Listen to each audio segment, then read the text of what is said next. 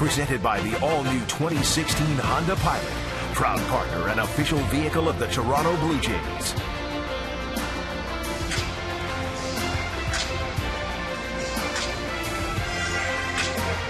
Welcome to St. Petersburg, Florida, in Tropicana Field. This is the final series of the season for the Toronto Blue Jays. They'll play the Tampa Bay Rays here in a 3-game series. Good news for the Blue Jays. Their shortstop, Troy Tulowitzki, is back in the lineup tonight. Back in the lineup, and he's going to start the plan for Tulo this week, and has played today. He'll be off tomorrow, then he'll play again on Sunday. I'm sure there's going to be a measure of soreness in his body tomorrow after playing tonight. I asked John Gibbons, is he going to play 9? He said if he's healthy, he's going to play 9 tonight.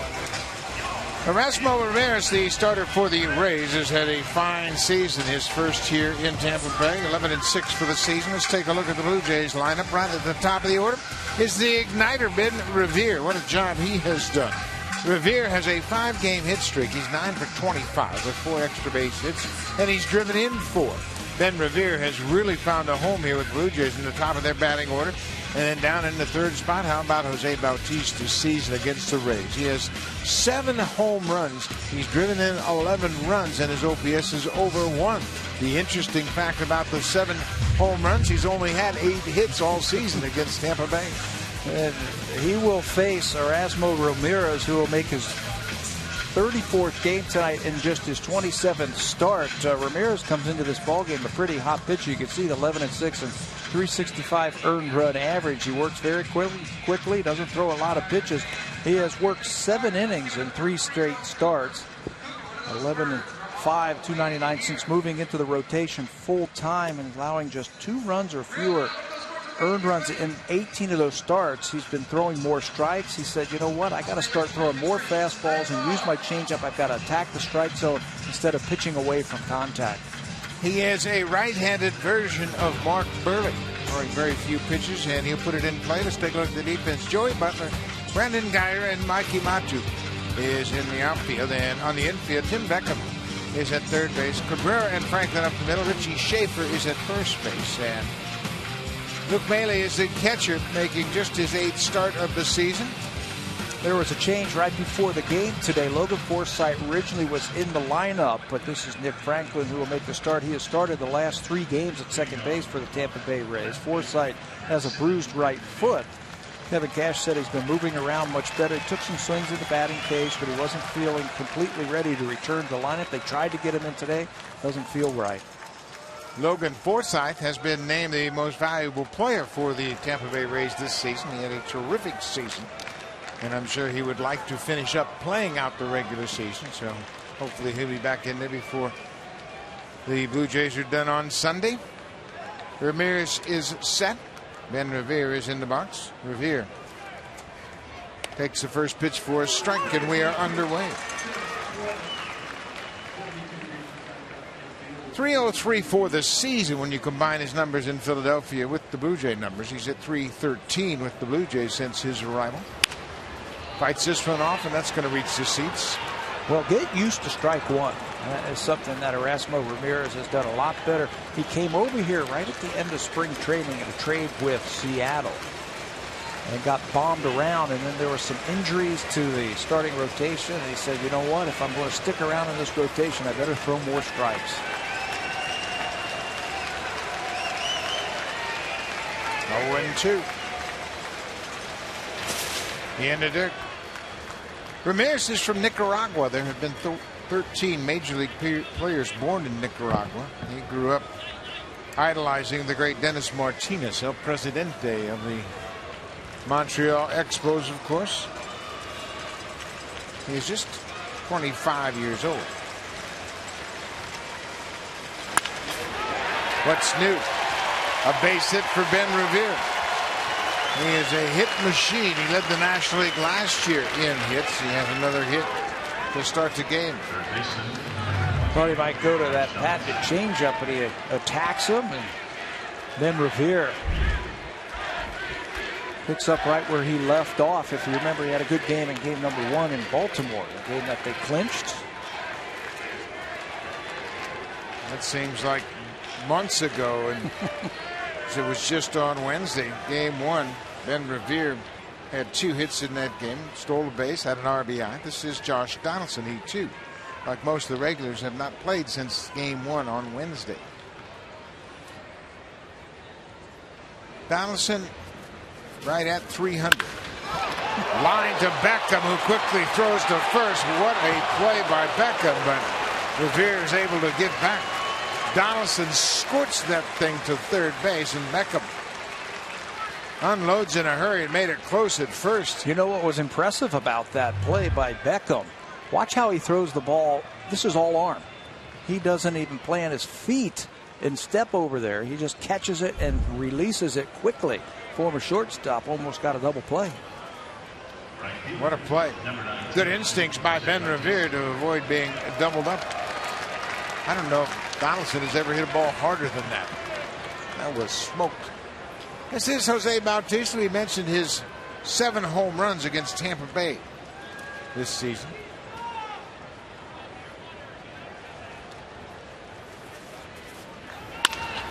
Ground ball.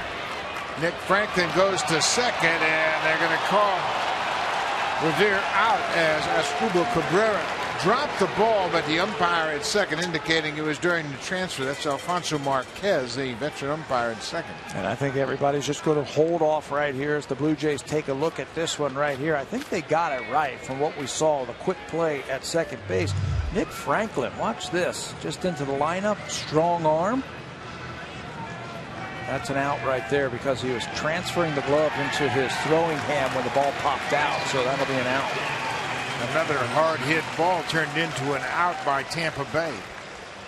And he doesn't have to have that in his bare hand, but he was making the transfer, and a lot of these middle infielders will flip that ball from their glove to their throwing hand, so that was interpreted as a transfer.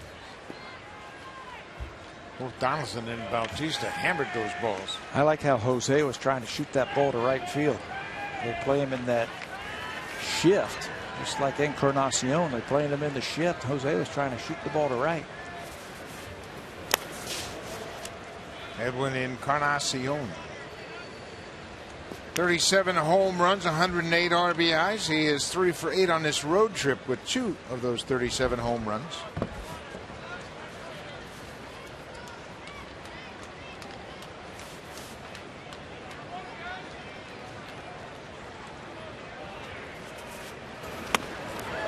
When you look at the Blue Jays' offensive numbers here in this ballpark, it suggests how difficult it is to hit against this Rays pitching staff over the last several seasons. Encarnacion in Tropicana Field is just 194. But he has 7 homers. He's driven home 18, but 194 in 50 career games. Think about the great pitchers who have pitched here. This is to left field, and that's going to be off the wall. Joey Butler is going to throw it to just nowhere. He kind of just airmailed it back into the shortstop. Encarnacion hits a long single off the wall, and the Blue Jays have made some hard contact here in the first. 4 straight hard hit balls against Erasmo Ramirez to lead off the first inning. If he could have gotten this ball a little bit more airborne, it would have been a home run. He pulls the hands in and he gets solid contact off the wall in left field, and then the outfielders, I had noticed, was playing deep, nothing over their heads. They didn't want that extra base hit that would have scored a run, so they hold him to a single. And now it's up to Colabello. Bautista goes first to third. Chris Colabello. He is 3 for 12 on this road trip. Colabello has a home run against Erasmo Ramirez. He is 2 for 3. He's always anxious to cut on that first pitch, especially with runners in scoring position. I asked Gibby today, I said, how come Chris Colabello versus Erasmo Ramirez and not Justin Smoke? And he wanted to negate the changeup from Ramirez to the left-handers. Lefties aren't even hitting 200 against him this year, and he uses that changeup, so he wanted to get the right-hander hitting Colabello in there. And he throws the changeup a lot. And Smoke will stand ready in the dugout. Nice play by the catcher, Luke Maley.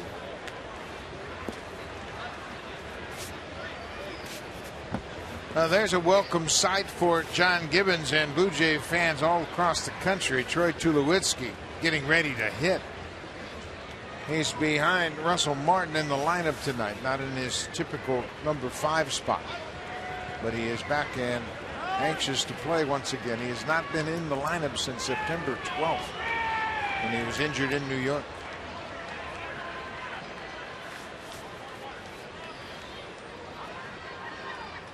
Ball and a strike to Colabello, 2 outs.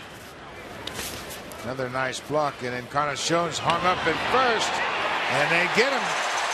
Good play by the catcher, Luke Maile. Ball in the dirt, he got on it. Encarnacion had taken an extra step towards second, and he couldn't get back in time. So the Blue Jays get a couple of hits, but they end up by stranding a runner as Maile, the catcher, picks off Encarnacion at first base.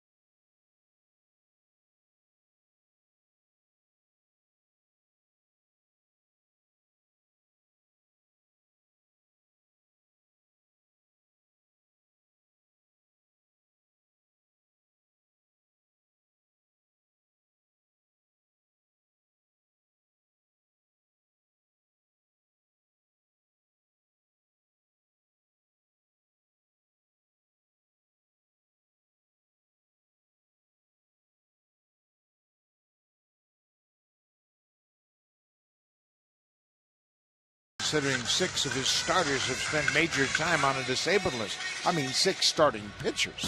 And that's tough to overcome, but they're hanging in there, just 3 games under 500. Take a look at their lineup for the Rays. Brandon Geyer, Mikey Matuk, and Evan Longoria. He's the DH tonight. He's been swinging a hot bat. He homered in the game yesterday against Jose Fernandez of the Marlins. And then down in the 5th, 6th spot with the Rays is Tim Beckham, the third baseman, filling in for Evan Longoria at third. They will face Mark Burley. Gets ready for start number 31. There are his numbers, and his first pitch hits Brandon Geyer. Not exactly what Burley had in mind for the first pitch of the game. Now he's checking to see who has coverage at second on the comeback. Let's take a look at his numbers once again. 14-7, 376 earned run average. His 31st start of the season. He pitched against the same Rays team 5 days ago, 6 innings.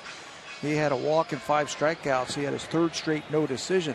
For his career, he's been in double digits against 11 wins and 26 career starts. And Burley comes back with a strike to Mikey Matuk. He's playing in right field tonight. He's done a nice job, 7 homers in limited at-bats. There's that ball down in the dirt. Russell Martin is catching Burley. Lately, Yana Navarro has caught him a lot, but Marco Estrada is pitching tomorrow, and they want to make sure they keep Navarro with Estrada, so Russell Martin's behind the dish tonight. Plus, Russell has been swinging a hot bat. You don't want to take that bat out of the lineup. Remember the start last time that Burley faced this team. Brandon Geyer led off, had a triple in that game. He also was hit by a pitch before a home run by Matuk. All of that in the first 3 innings of the ball game. So they're going to come in and they're going to be swinging, I think, against Mark. They are trying to get to 500. That ball is lifted in the air to center. Pilar has a beat on it. The base runner Geyer is going back to tag, but it was too late. And look at the throw by Pilar, right on the money. So Burley has an out. Fly ball to center field. Let's take a look at the rest of the defense. Revere, Pilar, and Bautista in the outfield. The regular lineup is back in there, and boy, it looks good to see Troy Tulowitzki at short, teamed up with Ryan Goins. And Encarnacion making his 58th start at first base, and Russell Martin is behind the plate.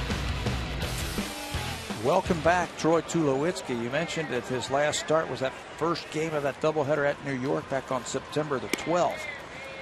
This makes this team so much stronger to have his leadership and his glove at shortstop. Goins can go back to second base, and then they can have Pennington or Darwin Barney back up in the infield.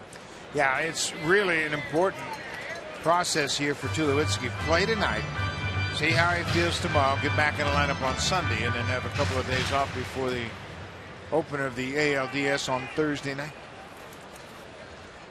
Well, we say Thursday night. We don't know when that game's going to start yet. That'll be determined at a later date once they figure out who's playing where and who the wild card teams will be. 3-1 now to Longoria. Longoria is a .320 hitter for his career against Mark Burley. Strike two.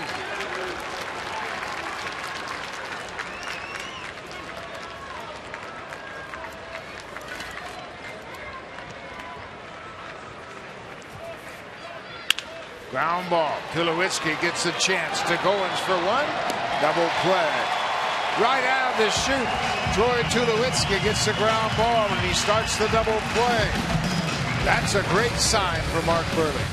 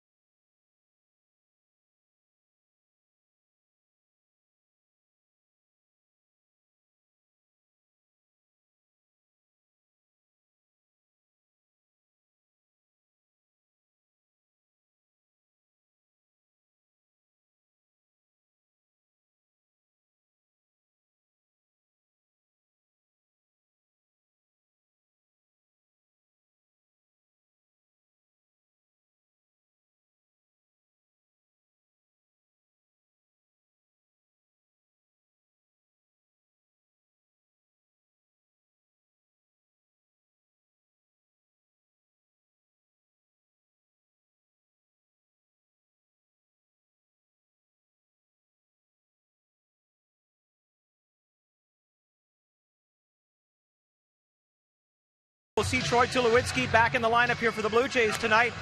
And he really was hoping to get in some live batting practice earlier this week, but because of the lousy weather we had in Baltimore, everything kind of got pushed. So he arrived at the ballpark early this afternoon and then took live BP in a simulated game. He faced a few younger rookie Blue Jays pitchers in the instructional league, but the most interesting at-bats he had of the day were against David Price. He told me that was one of the great things about being a Blue Jay is that I don't have to face him every day. David Price forced him to fly out to center field, but he also got him striking out looking. And the two of them debated this afternoon as to whether or not it was a strike or it was a ball. They're having a lot of fun. David Price says he's a big fan of Tulo's, and they have the mutual respect for each other. And one thing Tulo said is it really didn't bother him that he had to sit in the dugout and watch this team over the last week. He said it gave him a really good opportunity to get to know the guys even better than he would while he's out on the field. So a learning experience for him, and he's 100% ready to go, guys. Chris Colabella was at the plate when Edwin Encarnacion was caught off base. Yeah, Price was out throwing his simulated game. Tulowitzki got a chance to hit. I thought the highlight of the day was Josh Tolley ringing up Tulowitzki on strike three. That was gorgeous, wasn't it? That's why there's the argument between pitcher and batter. Josh was catcher / umpire, I guess, for the simulated game. This is a very close ball club, and of course winning makes it even closer. But even when it all began, they brought in a lot of character guys and a lot of good guys that get along very well. Chris Colabella, ball and 2 strikes, and there's a pitch off the plate outside. Erasmo Ramirez made the move into the rotation, as Pat was mentioning, because they had 6 starters go on a disabled list over the course of the season. And he's made the most of his opportunity. This has popped up. Richie Schaefer will go over near the seats, but it's just beyond his reach out of play. You were mentioning about the starters last inning and how they have been tough on the Blue Jay batters. You mentioned that Encarnacion's got a 190 batting average. I think of some of the pitchers we've pitched here over the last few years. David Price, and James Shields, Matt Garza, Jeremy Hellickson. I mean, those guys are no longer here. They still got great pitching. That has been their trademark. Over the last couple of years, they've been knocked back by injuries, especially this season. Labello hammers it to left. The Blue Jays are picking up Ramirez very well early in this ball game. Well, I'll tell you what, they must have put their scouting report on Erasmo Ramirez, so let's give it to you at home. What does he feature? Fastball, it's about 90 miles an hour, and he uses it 55% of the time. There's the changeup. That's his big pitch right there. He'll use it to the lefties. He'll also use it to the righties. Sliders, curveball. The thing is, he's going to throw a lot of strikes. And what a month of September Erasmo Ramirez had in terms of strikeouts and walks. He had 28 strikeouts the whole month, but he only walked 2 batters. 14-to-1 strikeout to walk ratio, the best in baseball the month of September. He's the first Ray to lead the majors in strikeout to walk ratio in a calendar month since David Price did it in July of 2013. This is Russell Martin, the catcher. Russell's average at .237. Career high 22 home runs.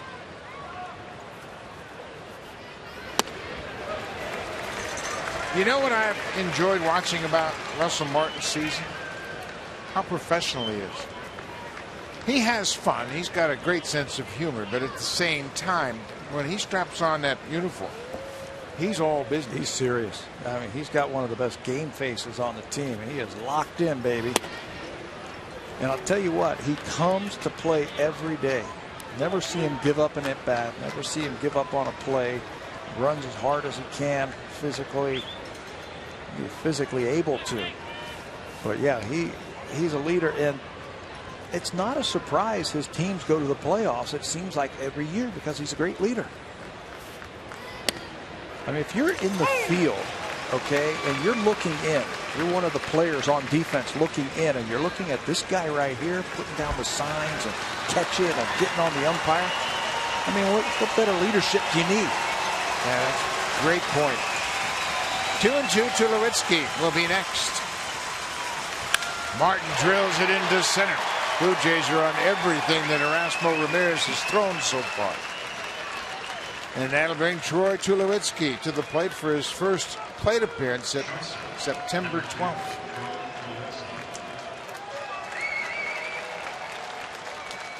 Tulowitzki, boy, he really turned things around for the Blue Jays. When they made that trade, the club took off. The Blue Jays are 30-8 when Tulowitzki's in the lineup. And he'd be the first guy to say, hey, it's not because I'm here. Right. I mean, they went out and they got Price and they got all the other pieces that they put together with everybody else who's here. But then they just started playing the game of baseball as a team, playing it the right way.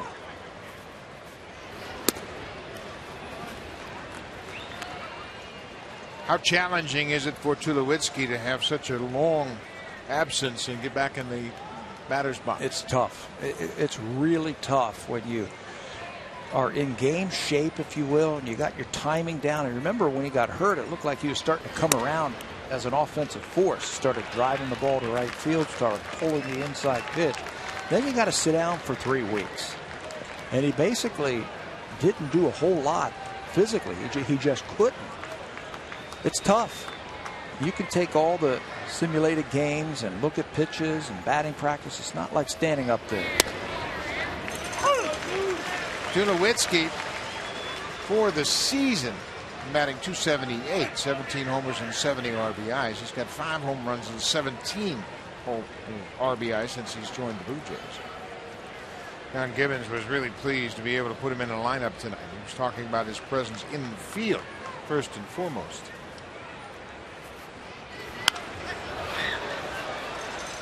With Tulowitzki back at shortstop, he pushed Ryan Goins back to second base, and that's their best defense. Without a question. It's their best defensive infield. Probably in baseball. Kansas City's pretty good. They have a pretty good inner defense. Blue Jays are right there with them. When Tulowitzki was with Colorado, you could say the Rockies had the best three infielders, Arenado, Tulowitzki, and B.J. LeMahieu. And now with Donaldson, Tulowitzki, and Goins, that's as good as it gets. You think that guy sitting down there has had any fun in September? No. Tulowitzki drives this to right. Mikey Matuk catches it and gets it back in, but what a good sign that is for Tulowitzki. Hit that ball on the line to right field. That's how he was hitting it right before he got injured in New York 3 weeks ago or so. Taking that outside pitch and hitting it hard. The next thing that's going to come, it's going to start finding holes.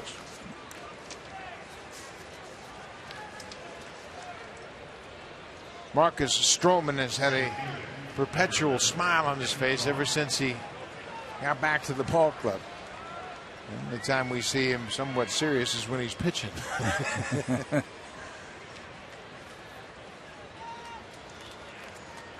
This is Kevin Pillar, and boy, has he gotten hot at the right time. His average at 275.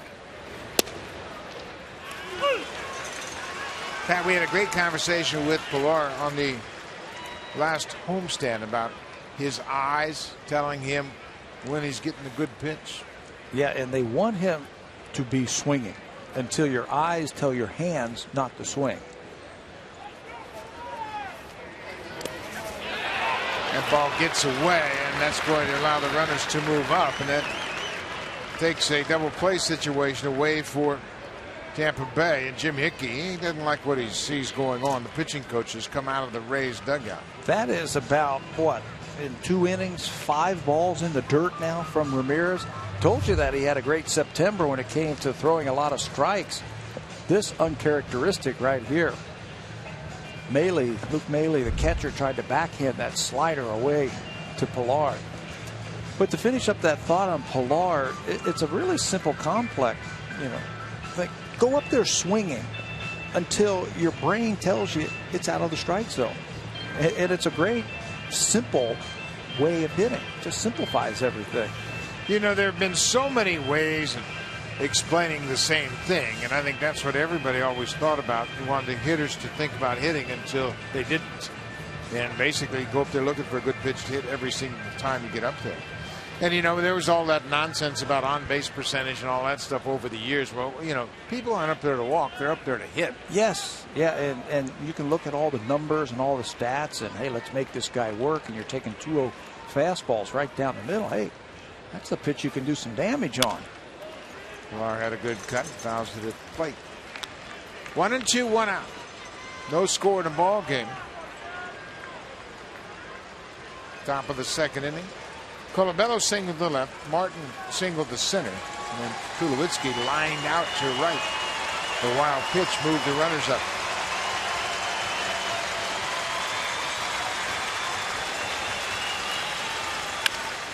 Bouncing ball. Colabello read it well. Pillar is going to pick up an RBI because of good base running by Colabello. He broke on contact. It wasn't that sharply hit. And Asdrubal Cabrera, the shortstop, throws out Pillar. He picks up his 55th RBI, and the Blue Jays have a 1-0 lead. Here's the value right there, the wild pitch. You get a couple of runners in scoring position, and as a hitter, shorten up your swing. Look at Kevin just trying to keep that ball in the middle of the diamond. You do that, you hit a ground ball just like that, and you're going to get yourself an RBI. Ryan Goins down in the 9th spot. He goes after that first pitch, maybe chase the ball. Since Goins got hot playing every day, his numbers have improved dramatically. As a starter since August 1st, he's hit .295. His average is over .250 at .252.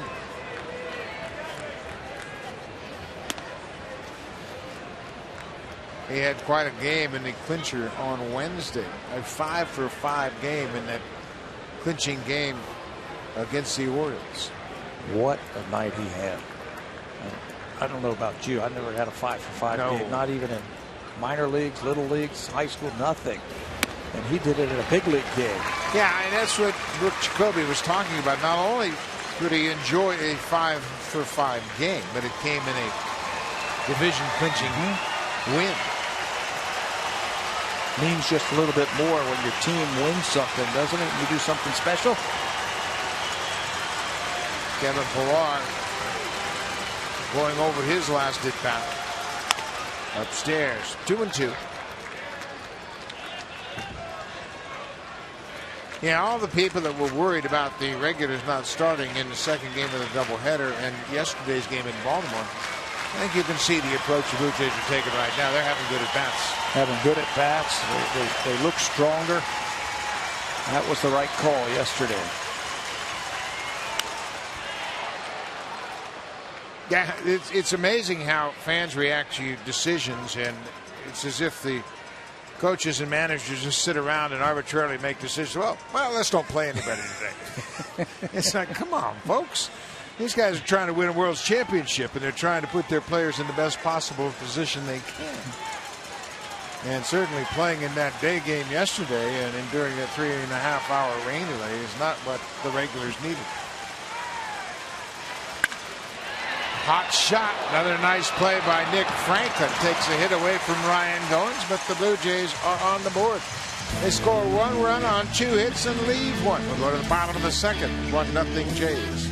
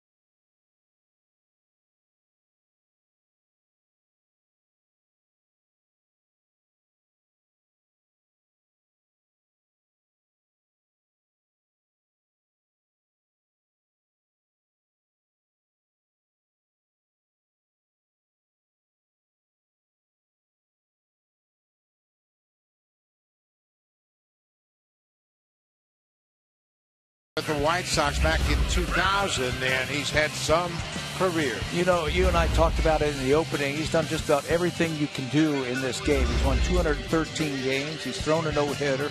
He's thrown a perfect game.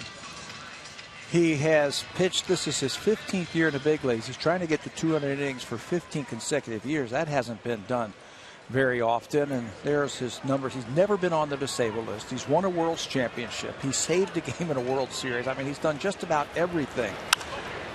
And don't you think the Blue Jays, if this is his last season, want to send him out a winner? Absolutely. He's won 14 games. They'd like him to win his 15th year tonight. They'd certainly like him to get to 200 innings, but by his own admission, Mark Burley isn't going to do anything out of the norm to get to 200 innings. He says, yeah, it really means a lot to me. He said, that's my goal every season.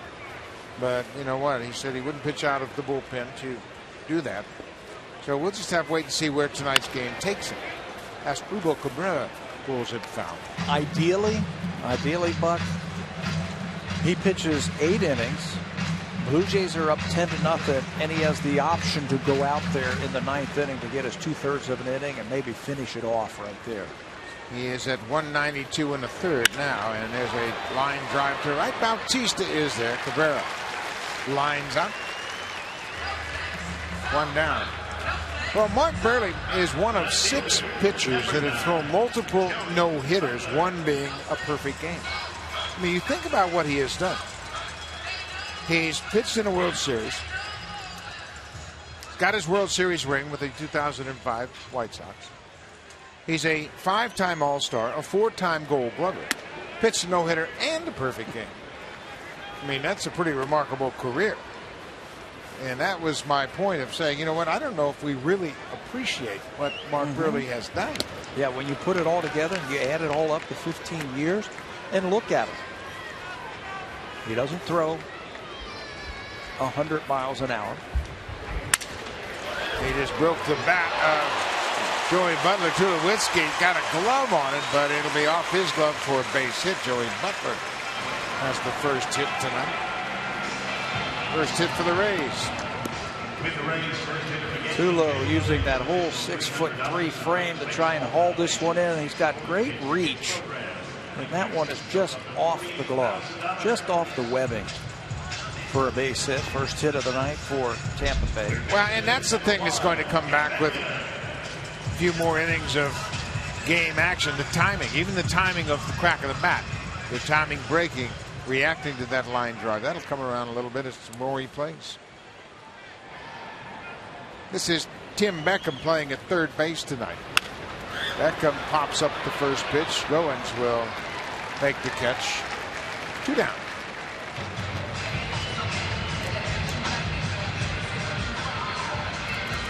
Mark Burley is an interesting study, and everybody that has a child or a young player himself that thinks about baseball, wanting to play baseball.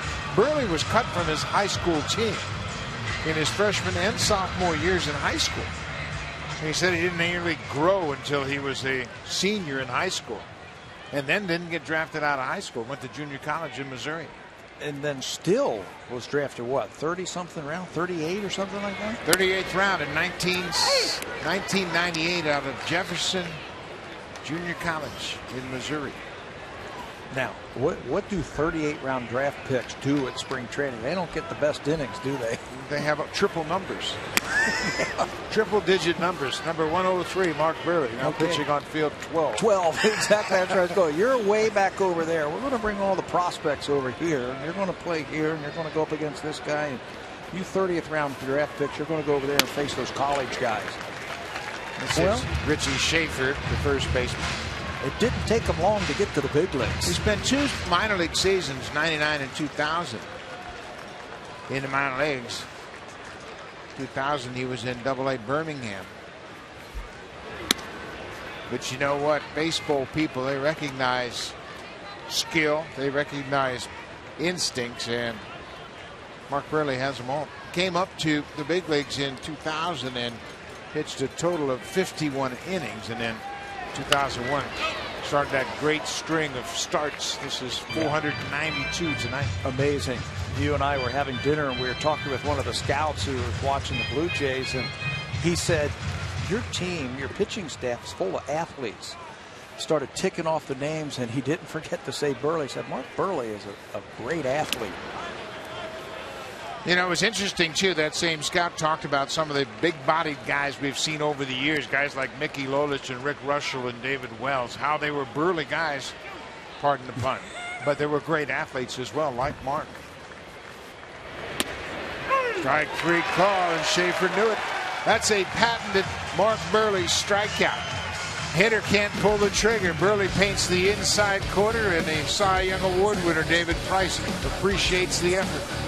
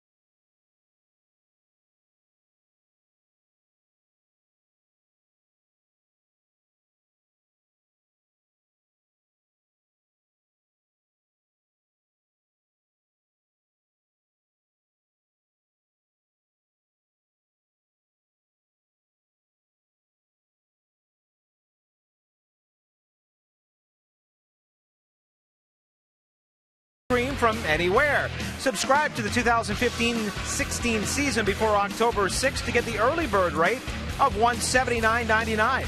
Get started at Rogers.com/NHL. The season is just around the corner, Buck.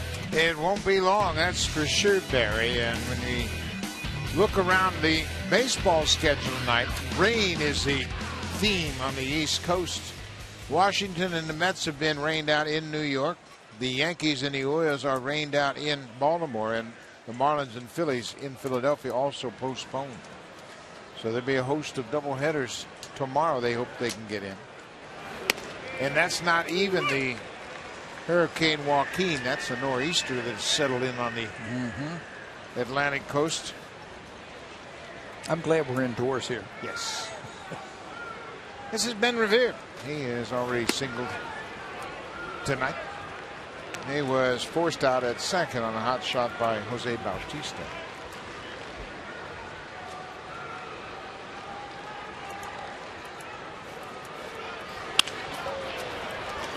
Nick Franklin's been busy early in this game, and he's handled everything thrown his way.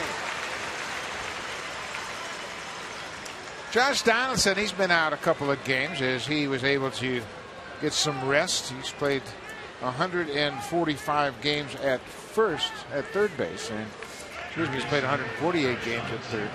You see his MVP resume, Pat, and you know, I know Mike Trout's having a terrific season, but it's hard to fathom that Josh Donaldson won't be the AL MVP. First in RBIs, first in game-winning RBIs. Those are AL ranks way up there for everything. But I don't think the MVP award should be based on numbers only.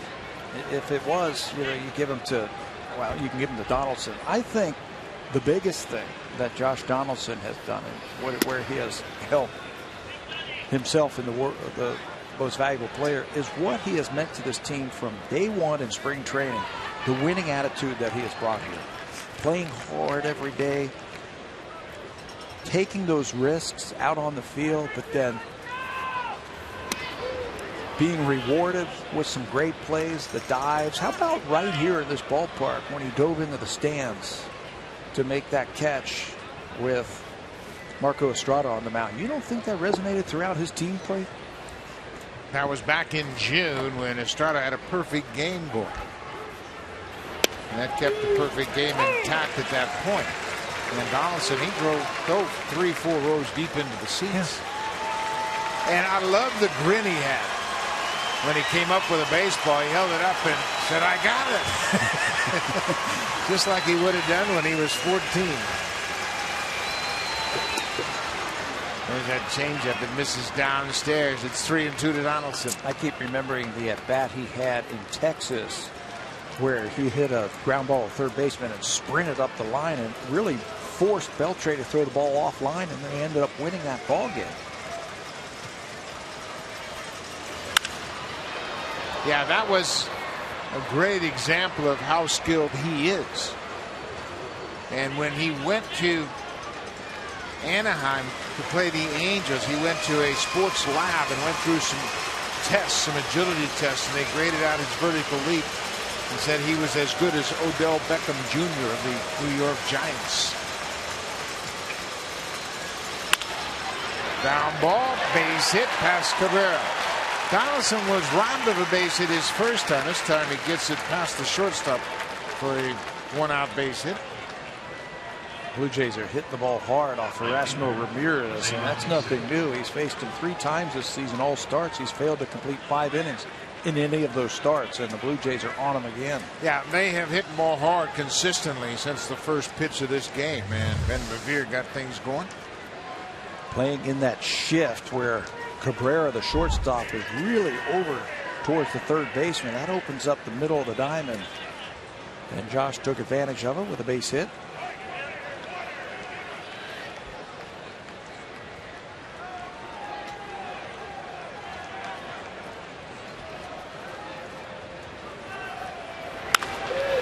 That's off the end of the bat. Joey Butler now coming in, and he gets there, makes the catch. Bautista hit that one toward the end of the bat. Flies out to left.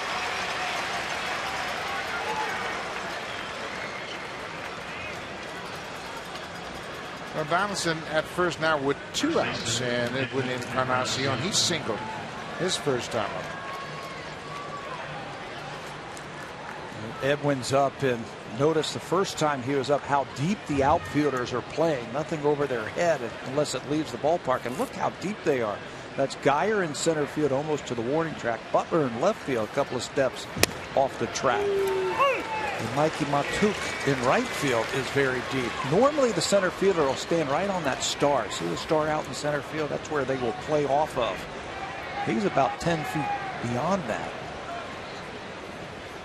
That's an interesting reference point for center fielders.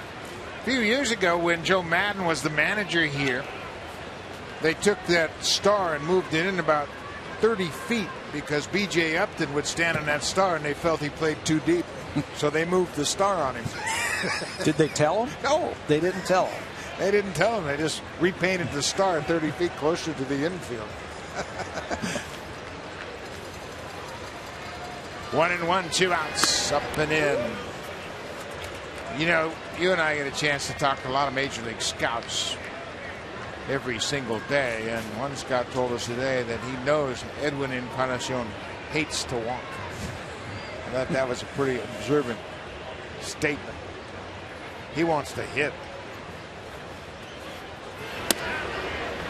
Yeah, we have seen him on 3-1 counts check his swing and say, I went.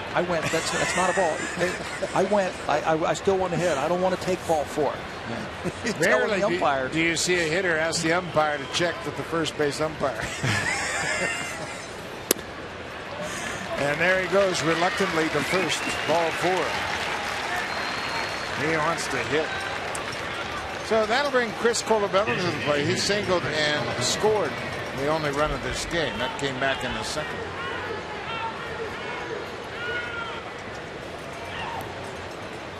Well, hitters normally look for a strike after a walk ahead of them, and Colabello's always looking for that first pitch strike.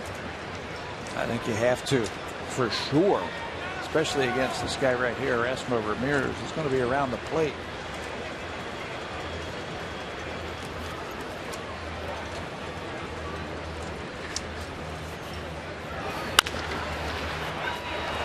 Back up. Missed that, and the shortstop Cabrera was right there behind him, and that is a difficult play when that third baseman cuts in front of you, but Cabrera made it easily to end the inning. Blue Jays leave it there. Mark Burley has a 1-0 lead.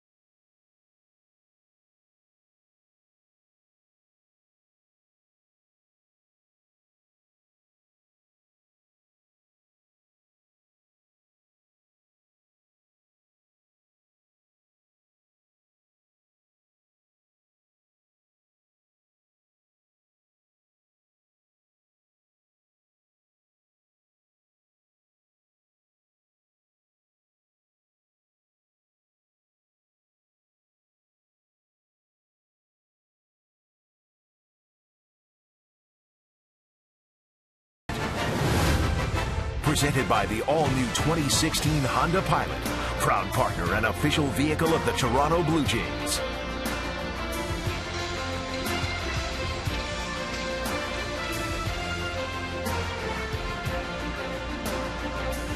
Tropicana Field in St. Petersburg, Florida, home of the Tampa Bay Rays. Mark Burley. delivers the first pitch, strike. Nick Franklin, a switch hitter. He was a July trade deadline pickup last year in a 3-team trade. He came from Seattle to Tampa Bay.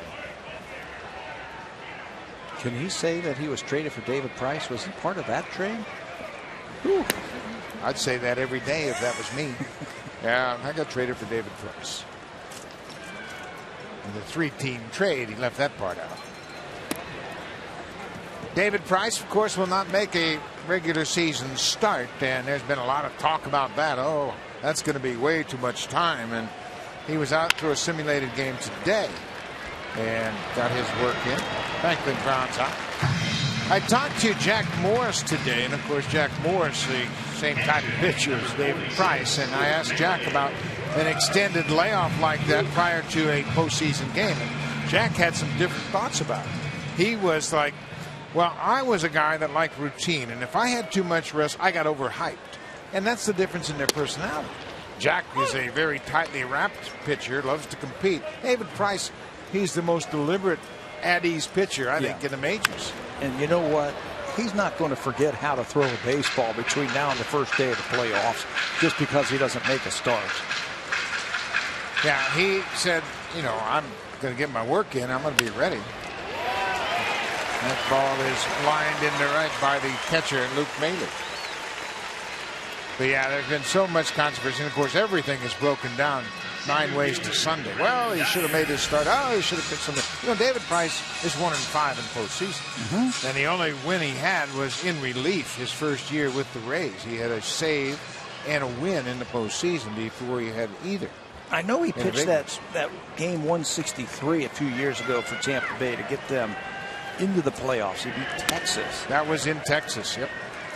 He had a terrific start in that game. That was in 2013. He beat Texas 5-2.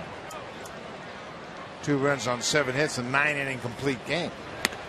And you know who talked to us about that was Jim Hickey. Jim Hickey, the pitching coach, said, well, we had to win that game, and that was a do-or-die game. You win or go home, and David Price just slammed the door. The whole way. Went the whole way, didn't he? Yeah. Finish it off. So I don't think he's going to forget how to throw a baseball between now and then. I think he's going to just get stronger. He'll do his work. He'll be able to rest. He'll be able to keep his arm in shape, but don't overextend it. He'll be fine. He's been under the weather as well, like so many of the Blue Jays. He's had a fever the other day, had an intravenous session there in Baltimore just to get healthy again. And, you know, rest at this time of the year is a good thing. Mark Burley misses and walks Brandon Guyer in the leadoff man. The Blue Jays' biggest turnaround, in my estimation, has been the effectiveness of the starting staff, and certainly the addition of David Price helped that a lot. Yeah, and everybody seemed to take their game to the next level. These are the American League ranks since August the 1st, right around the trade deadline for the starters. 31-9 with a very good earned run average, opponent's batting average, whip, #1. Yeah, they're getting the run support, almost 7 runs a game. That's part of it also. I think the improvement in the pitching staff can be traced to the improvement in the defense with Tulowitzki and Ben Revere. This is Mikey Matuk. Inside, he just missed. Also, Russell Martin's presence behind the plate. The Blue Jays starters are first in wins with 71 wins. That's a broken bat. Fly ball. That ball carrying all the way to the warning track. I think he broke his bat and hit it that far. Didn't have real good sound to it. No, not at all. But it sends Kevin Pillar all the way to the wall in front of the 404 sign in center field. Matuk took Martin Burley deep the last time they faced each other back at Rogers Center on a ball similar to that. It just kept going and going and going out of here. Well, this is a good ballpark. You keep the ball in the middle of the field here, and you're going to have some success even if they hit it hard. Evan Longoria grounded into a 6-4-3 double play back in the first. He hit it to the shortstop, Troy Tulowitzki, who was his shortstop when he was playing third base in college at Long Beach State. Imagine the left side of that infield. I'd like to be their agent. Russell Martin with a snap throw to second.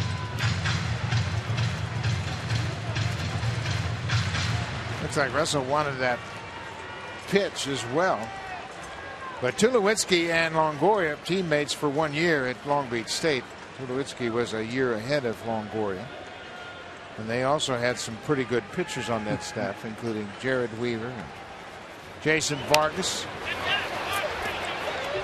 Martin over near the Rays dugout, and it's going to be 2 rows back out of play.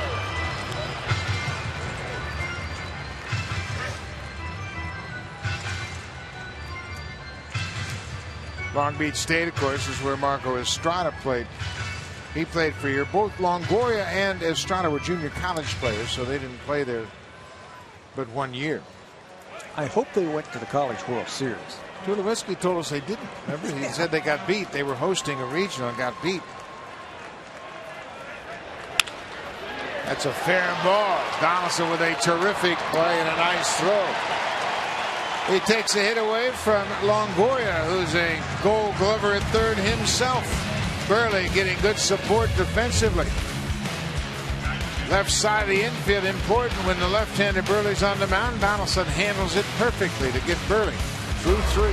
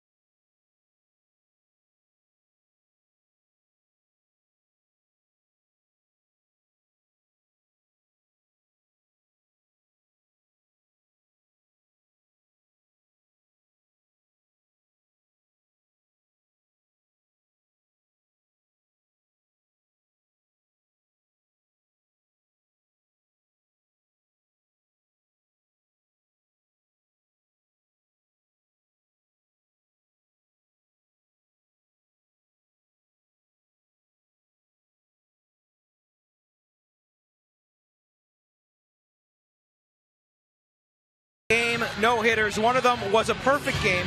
July 2009, the Tampa Bay Rays taking on the Chicago White Sox, and this great catch that sealed that perfect game for Mark Burley.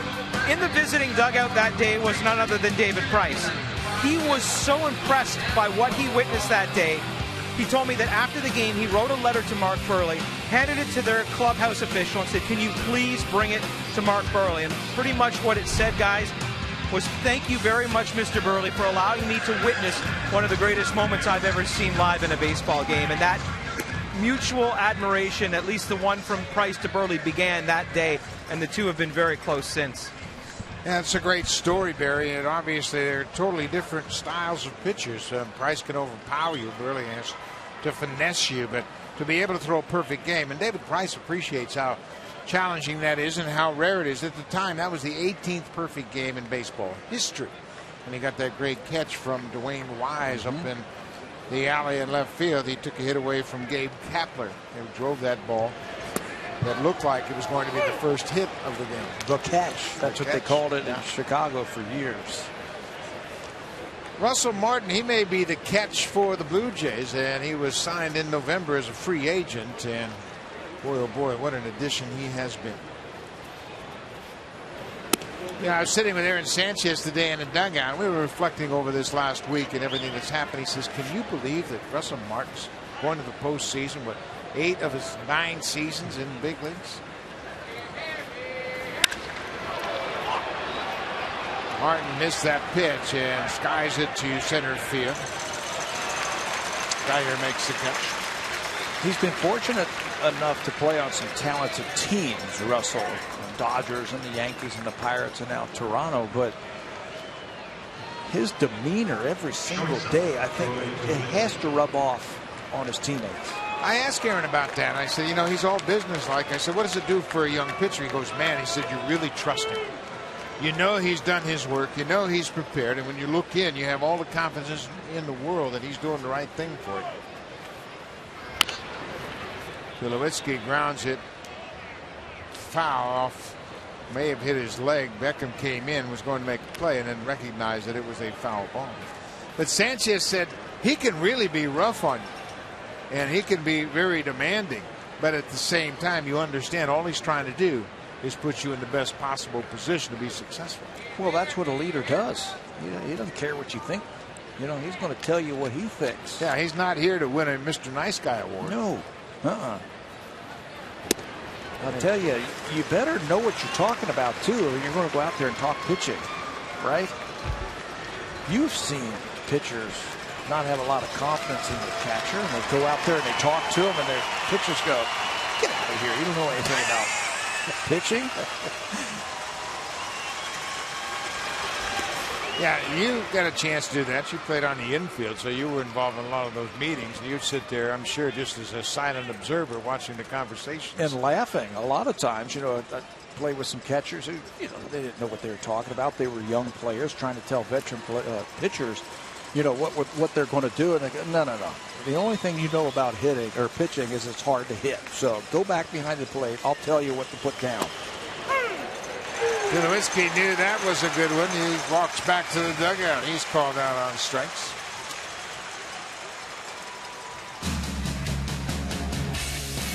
Make your renovation a cut above during the DIY Expert Sale. Only at Home Building Center and Home Hardware Building Center.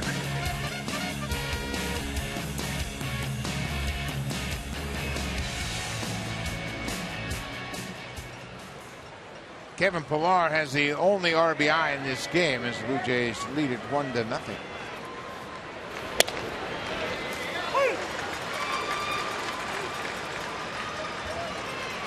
Mark Burley is a guy that never really looks at video. He doesn't study the other team's lineup. He turns his game over to his catcher.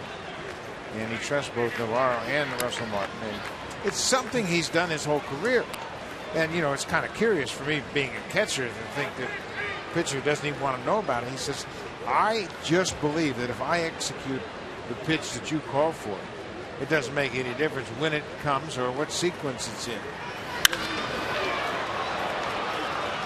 Pillar lifts a high fly ball into deep right center, and Geyer is there.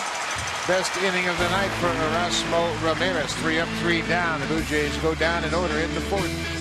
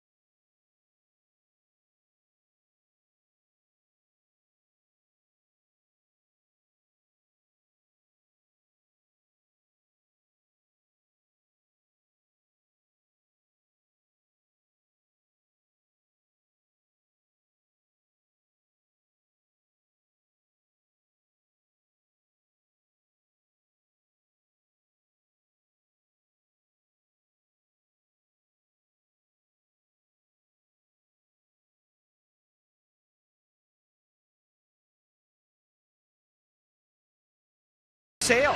And if you purchase today and receive the opportunity to purchase Blue Jays postseason tickets for 2015. Visit BlueJays.com/season tickets for more details. Buck, I'm going to go out on a limb and say the Blue Jays are going to sell a few more season tickets for 2016 than they did for 2015. Barry, that is why you are a baseball insider. You can figure these things out. It's all math, Buck. It's all math. 1-0, Mark Burley. He is to Escobar Cabrera, who goes after the first pitch. Mark Burley trying to get to the 200 innings plateau for the 15th straight season. He's inching closer and closer. Burley said all along, he said, you know what, I always set my mind to pitch 200 innings. He said, that's always my goal. But he doesn't want to have any artificial situation where he kind of backs into it, if you will. Yeah, that sounds like a typical Mark Burley statement, doesn't it? It's a fly ball into center. Kevin Pillar keeping his eye on it, calling for it.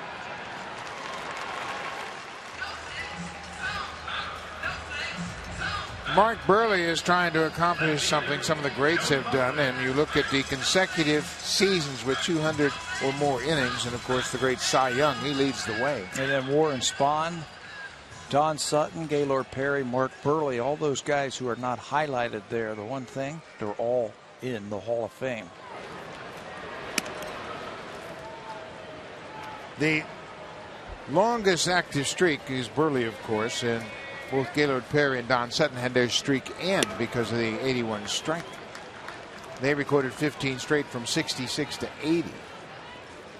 And certainly that was the era of the pitchers.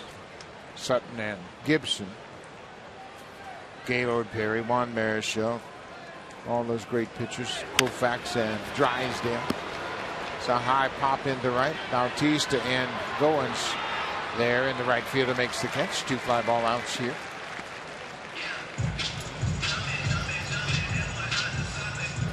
Mark Burley set a major league record by retiring 45 consecutive batters from July 18th to the 28th in 2009. That has since been surpassed. But when you break it down, he had a record set this year, a franchise record for most consecutive starts, 6 or more innings, 2 or fewer earned runs. And he passed some of the best in the franchise history. Dave Stieb, Roger Clemens, Roy Halladay all had similar streaks, but Burley's the record holder now. You know, in the era of the non-complete game, Burley's had 4 of them this year alone. You know, we were just playing Baltimore. Baltimore as a team hadn't thrown one at all. Their whole pitching staff hadn't thrown a complete game. Mark's got 4 this season. He's got a good changeup here this evening. He's ahead of Tim Beckham, 1 and 2. For his career, he has 33 complete games.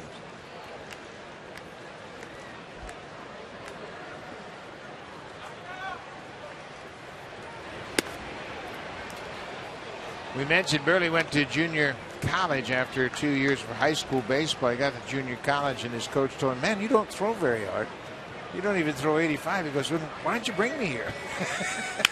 It's not about how hard you throw. It's about how many outs you get. Tulowitzki. Patented throw. 3 up, 3 down. We'll go to the 5th. Blue Jays have a 1-0 lead behind Mark Burley. Now time for Blue Jays Central Update. Here's Jamie Campbell and Greg Zahn.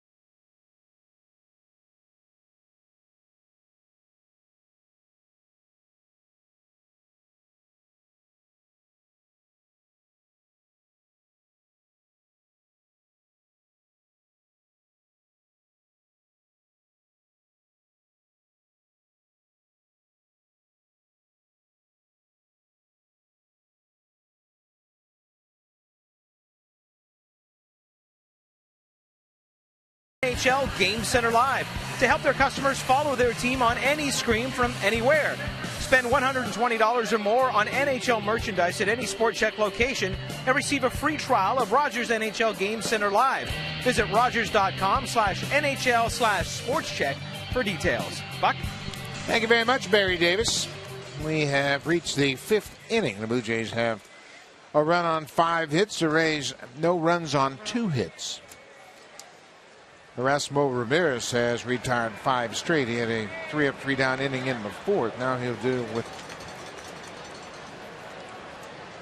the number 9 hitter, Ryan Goins. Blue Jays have hit the ball hard tonight, but they haven't had a lot to show for it. I think every batter first time through against Ramirez hit the ball hard against them. Still, they only have 1 run. This is popped up into shallow center field. The shortstop is out, and he makes the catch. Well, he sensed that Brandon Guyer was getting close, and he kind of peeled off to his left, but stayed with it and made a nice play. That's a tough one here in Tropicana Field because of the roof. So many things you're dealing with that you have to keep your eye on the baseball. See Guyer out in center field. You can see he hesitated momentarily. And normally you'll see that center fielder call off the infielder. It's an easier play. Erasmo Ramirez thought that there might be a collision right there with his shortstop and his center fielder. That's what you're dealing with when you're looking up into the sky here. The catwalks, the audio, lighting, all the wires up there, and then the Teflon cream-colored roof. Exactly the same color as a baseball. All challenges for the defensive players. Then Revere, he's got a magic wand right now. Revere takes a big wide turn around first. He'll stop, and there's the throw as Joey Butler threw behind Revere, and he looks back out the left field and say, man, I can go to second on that throw. Yes. That's why I thought he was going to do that. You come around first base and then you just read the throw. Joey Butler was going to try and catch Ben Revere napping right there and throw behind him. This is a dangerous throw. First of all, the base hit just blooped down the line. That's a little payback for some of the line drives. But then a dangerous throw. That's a long throw from the left fielder to the first baseman. If you miss it, that ball's in the stands, and he's going to be on third base. Well, even if Ben Revere had have kept his eye on the trajectory of that throw, he could have taken off for second. It's a high throw. Nobody's going to cut it at all. Nope. So if he stayed out there after he made that big turn, he could have moved into second. But he's safely at first, 1 out for Josh Donaldson.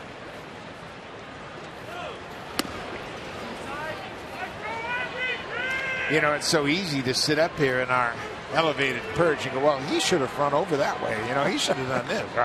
Down on the field, the game is much quicker, and you have to make split-second decisions all the time. 1 out. Devon White, I've seen him do that. He's on first base, base hit to left field, and he comes hard charging around second base, and you want to throw behind him thinking you're going to pick him off, and he just rolled right into third base without a throw. Guess who the left fielder was? Mr. Tabler. You got it. You were going to pick him off. Oh, I was going to get him. You got him all excited. Yeah, I got him. Yeah, I got you. I got him, and I'm like, where can I bury myself? Out in left field. Who's got whom? Yeah. Yep. That was the last time I did that. 3-0 to Donaldson.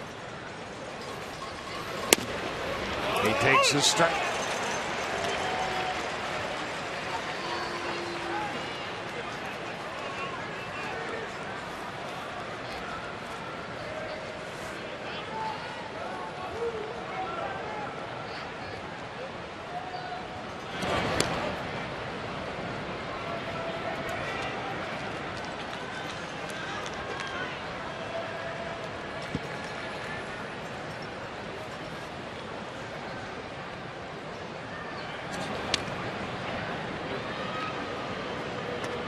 This is the 4th start Ramirez has made against the Blue Jays this season. He has not completed 5 innings in any of those previous 3 starts. Base hit for Donaldson. He ripped it through the left side of the infield. Revere stops at second. Josh is 2 for 2. Could easily be 3 for 3. He hit a bullet right at the third baseman his first time up, and now he gets a couple of them by him. And that's going to set the table for the big boys in the middle of this lineup.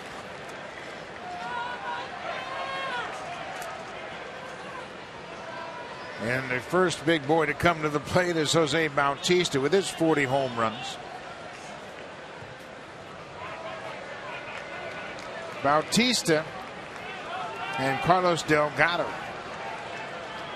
the only 2 Blue Jays to have 3 seasons of 40 or more home runs in franchise history. There are only 5 active players that have had 3 40 home run seasons. Of course, Bautista is one. Alex Rodriguez, Albert Pujols, Ryan Howard, and David Ortiz. That's a who's who of power hitters. Yeah, the big power hitters. Year in and year out. Bautista, of course, won the American League home run title in 2010 and 2011. And since 2010, he has 227 home runs, 29 more than Miguel Cabrera of the Tigers.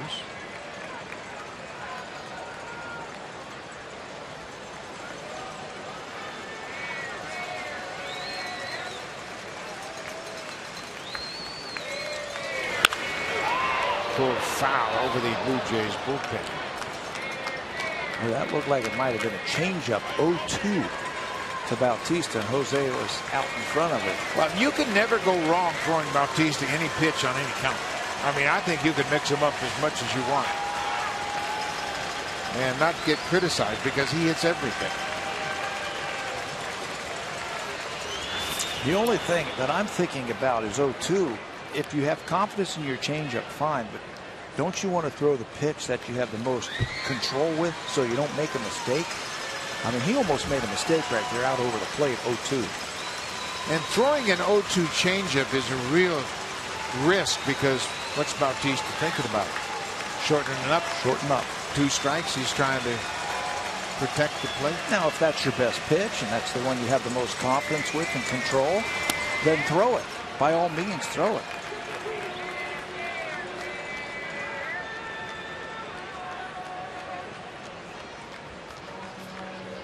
Two balls and 2 strikes. Luke Maile giving the signs to Erasmo Ramirez, trying to figure out Jose Bautista. 7 of his 40 home runs have come against Tampa Bay. The fastball gets him. A little extra zip on that fastball. That's just the 2nd strikeout of the night for Ramirez. He shook to that right there. He actually shook off Luke Maile, the first set of signs that he gave, and he wanted to go fastball up and away. Jose swings right through it. That's pitching right there.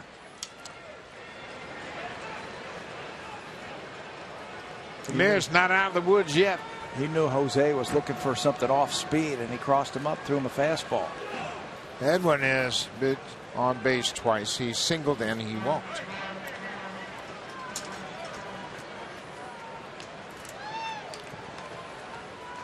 RBI hitters hate to let those runners stay on base. They want to deliver.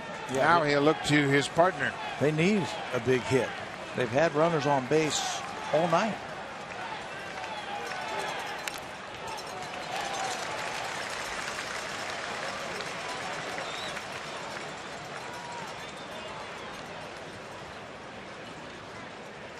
Top half of the 5th.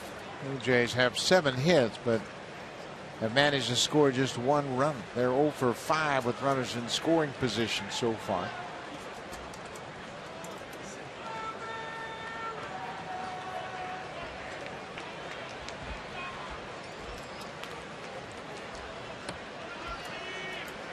David Price, of course, got his start here with the Tampa Bay Rays. He was traded last year to the Detroit Tigers, and this July came to the Blue Jays. So he knows all about the Rays and the AL East, that's for sure. Ball and a strike to Encarnacion. Popped up back behind the home plate area. Maile stays with it on the warning track and ends the inning. Erasmo Ramirez gets out of a tough situation. He gives up back-to-back one-out singles, but gets Bautista and Encarnacion. Still a 1-0 game.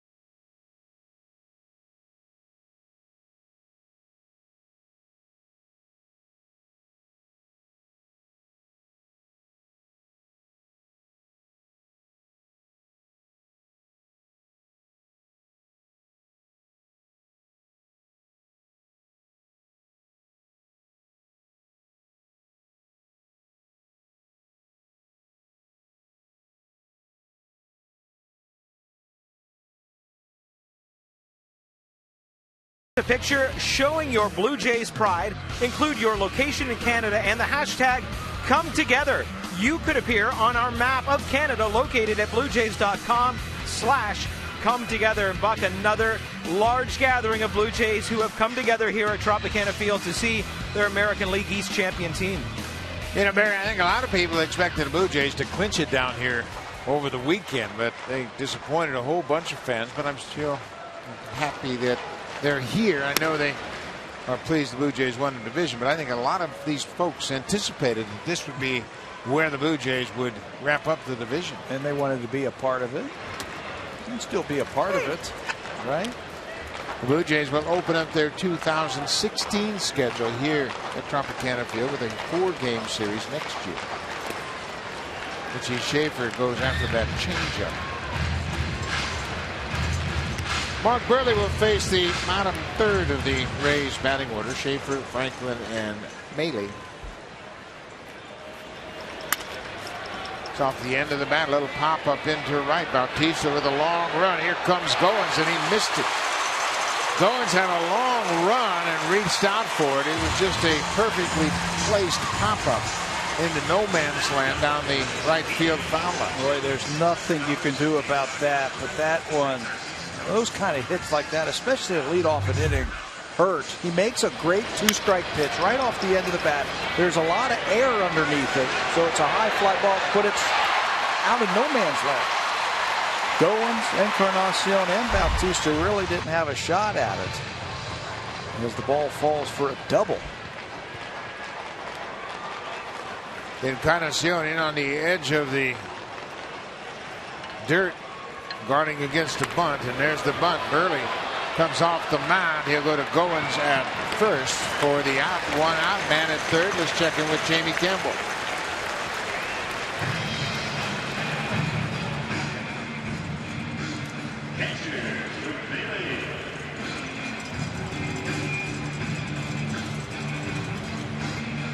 Jamie, it's a great pitching matchup. Jared Weaver and Martin Perez down there in Arlington. Weaver has walked 2, but he was able to get out of that first inning. That was an 0-2 pitch to Crone that he hit. 0-2.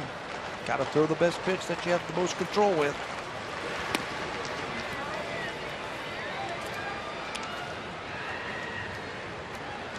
The relievers down there trying to stay loose. Everybody stretching out in anticipation of being called upon later on in this game. Broken bat, and that's going to drop fair ball. Schaefer's in to score the tying run. Maile gets sawed off and delivers an RBI single. Well, that's unfortunate right there. 2 bloops, and the Rays have tied it up. You add those 2 hits together, and they wouldn't even go 320 feet.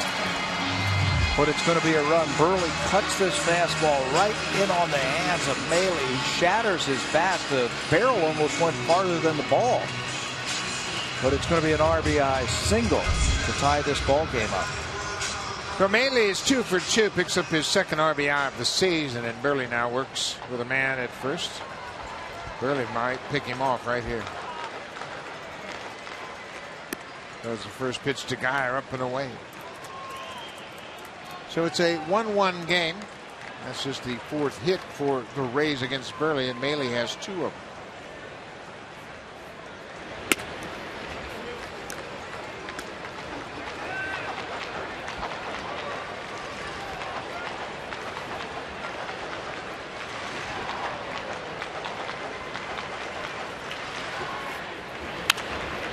Foul back. You see Maile in first. He's not a base stealer, obviously, but the coach over at first, Rocco Baldelli, has said, "Don't you get picked off? Yeah, you're not going anywhere." He's about a foot off the bag. 1 step. Okay, a step and a half now off of first base. They're not even really holding him on. And Geyer gets hit for a second time tonight. That's 3 times in 2 games. Geyer, he's not going to move. Mark's thrown about 80 miles an hour. That time probably under 80. So he's just going to sit there and he's just going to take it for the team. Geyer has been hit 23 times now. Cutter, watch him. He's not even going to move. In fact, he's going to stick that leg out there and get hit. Not even going to try and get out of the way. He leads the league in that department. He's been hit by pitches 23 times. He's been on base all 3 times tonight. Hit twice and walked in 3rd.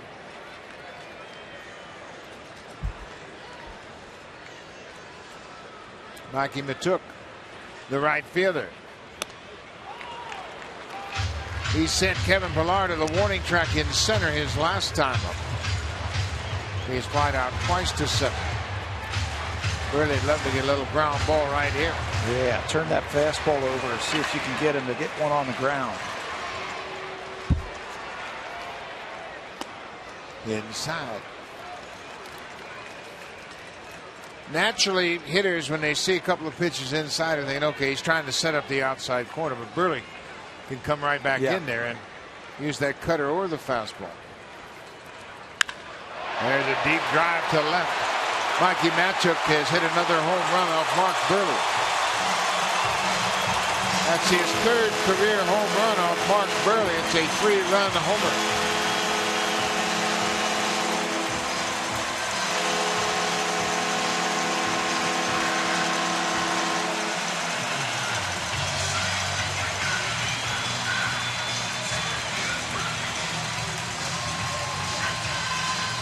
Russell Martin did the best he could to try and sell that was going to be an outside pitch. He actually started to move up outside and then move back inside. Cutter just doesn't cut. Look how it flattens it out as it gets towards home plate. Just didn't keep coming in on the hands.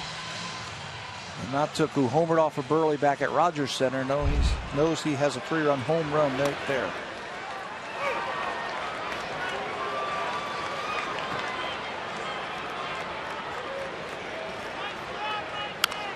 Change up. Longoria bounces it foul.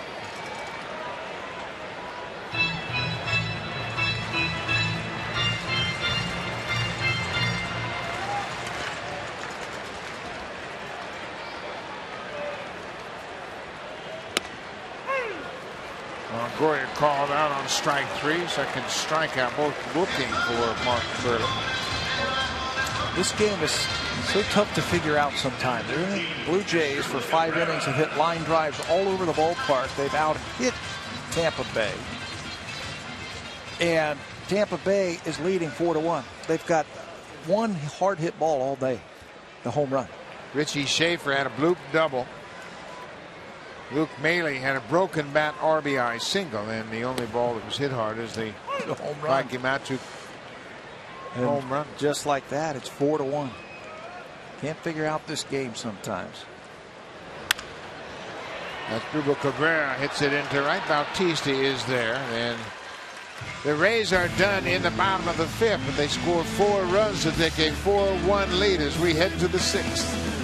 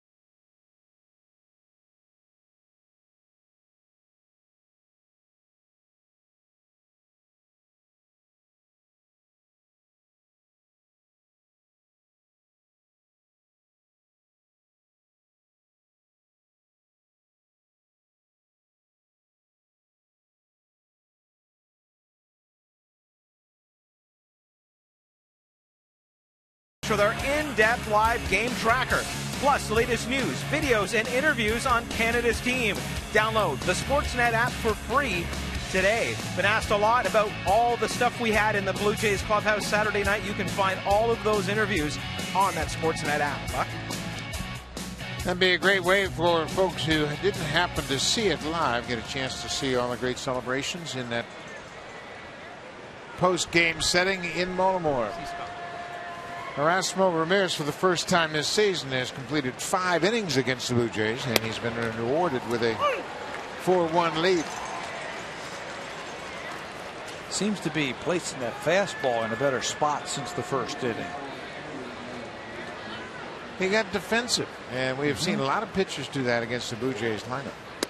I think that's what Jim Hickey, the message that he took out there when he went out there to talk to his starter.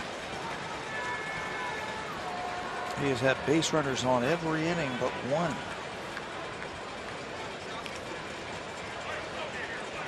Oh, 0-2 to Colabello.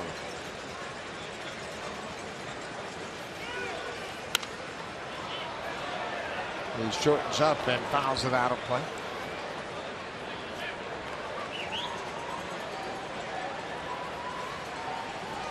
Everybody is thinking about the postseason, obviously, but you want to make sure you finish up on a positive note. You want to have good at-bats. You want to get a couple of hits, maybe drive in another run or two. And you certainly want to win the game. Colabello strikes out. That's 3 strikeouts for Ramirez. Yeah, it's called momentum. You want to have that momentum. It's very difficult to turn it on and turn it off at the major league level. The Blue Jays are playing a good game. They just have been hitting a lot of balls right at everybody tonight. Yeah, it just doesn't seem to ever balance out. Everybody always says, well, you know, all those line drives that you hit, eventually you'll get a broken bat base hit and it'll make up for it. It never works. Russell Martin loops one into center field. Russell's 2 for 3.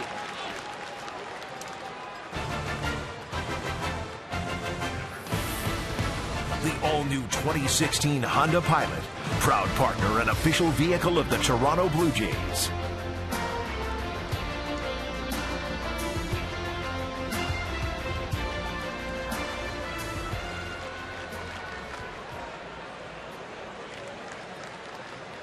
Troy Tulowitzki 0 for 2. He lined out to the right fielder his first time out. Was called out on strikes in the 4th, but Good to see his presence back in the lineup. He started a double play in the first inning.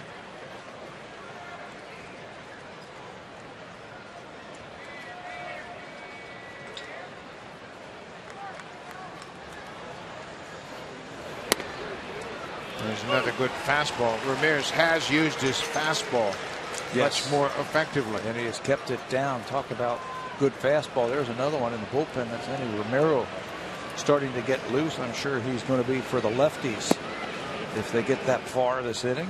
Blue Jays saw Romero in their last homestand. Tulowitzki gets himself a base hit. That's got to be a great feeling for Tulowitzki. His first hit since September 12th. He last played against the Yankees in that doubleheader in New York.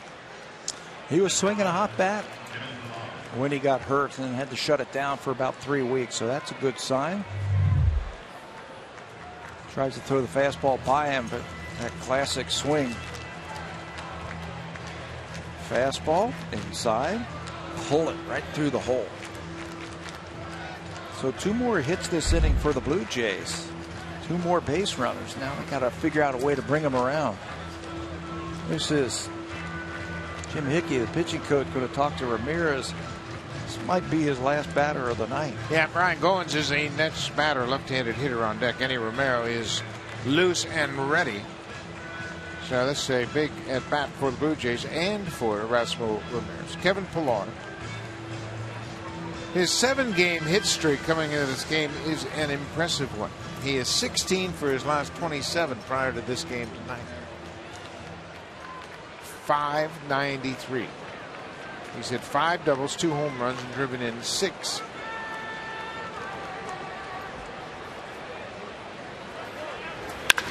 Drilled to left field, and that's going to get past Joey Butler. Martin's around third. He's going to score. Tulowitzki will be stopped at third as Kevin Pillar has extended his hit streak to 8 straight with an RBI single, his second ribby of the night. Now they're finding the holes. That'll get one in. Ramirez one more time. Fastball. Joey Butler dives. Doesn't come up with that, and that's going to set up the Blue Jays this inning. Tulowitzki goes to third. Pillar pulls into second base with another double. And now the Blue Jays have the tying runs on base as you see Butler come up empty with that dive. And that is the last batter that Ramirez will face. Kevin Pillar, 2 RBIs. They knocked out Erasmo Ramirez, but he leaves with a 4-2 lead. Big Eddie Romero, the lefty, will come in to face Ryan Goins when we come back to St. Pete.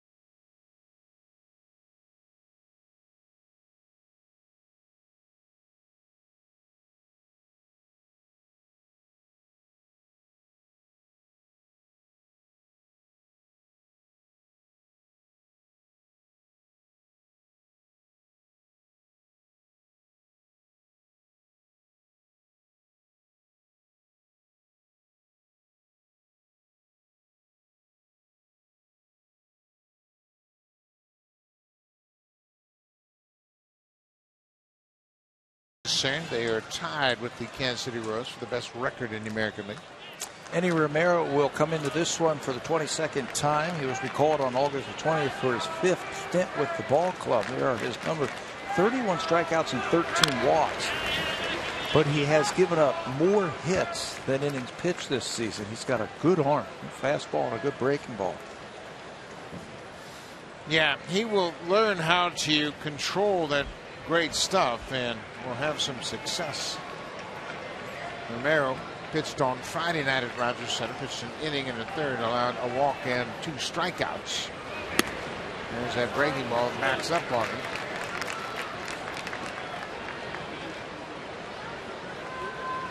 Boy, these are the kinds of at-bats right here where Ryan Goins has to slow everything down. You don't want to be too long in your swing. Make some contact, just like the Pilar at-bat. Keep it in the middle of the diamond. That'll work. Line drive to right. Matchuk gets all turned around, and 2 runs are going to come in to score. Tulowitzki's getting to score. Here comes Pilar. Goins is headed for third. What a big at-bat for Ryan Goins. A 2-run triple to tie it up. He has been hitting left-handers, hasn't he?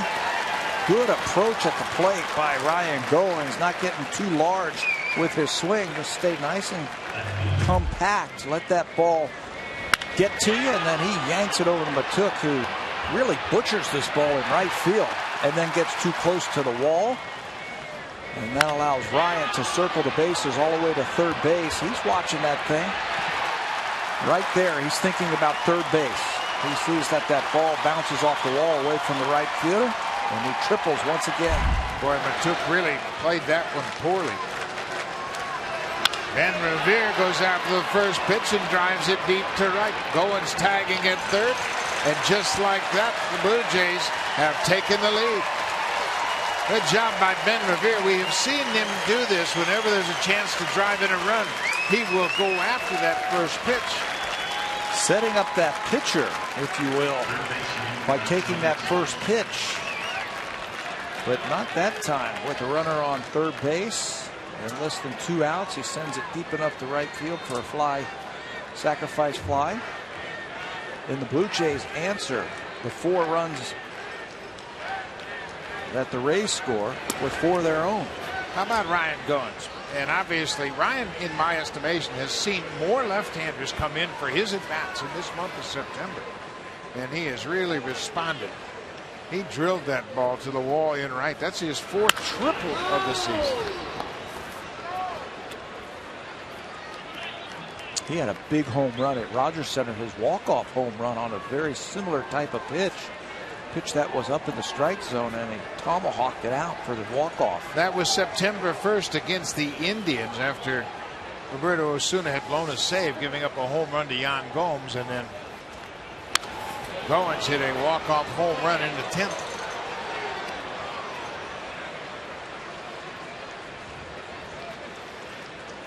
And it doesn't make any difference where you are in this batting order. Blue Jays can erase a deficit no matter where they are.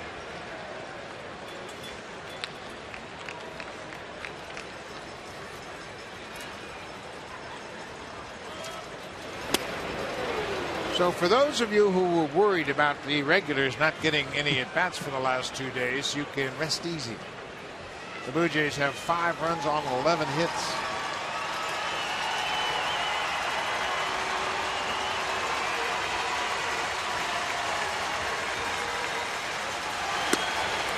Josh Donaldson's had good at-bats all night long. Yes, very good at-bats. Those fastballs are coming in upper 90s, and he's seeing them.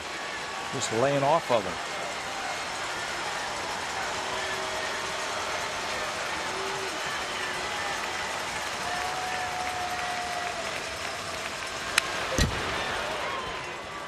Had a good hack at that pitch. 97. He found it straight back to the screen.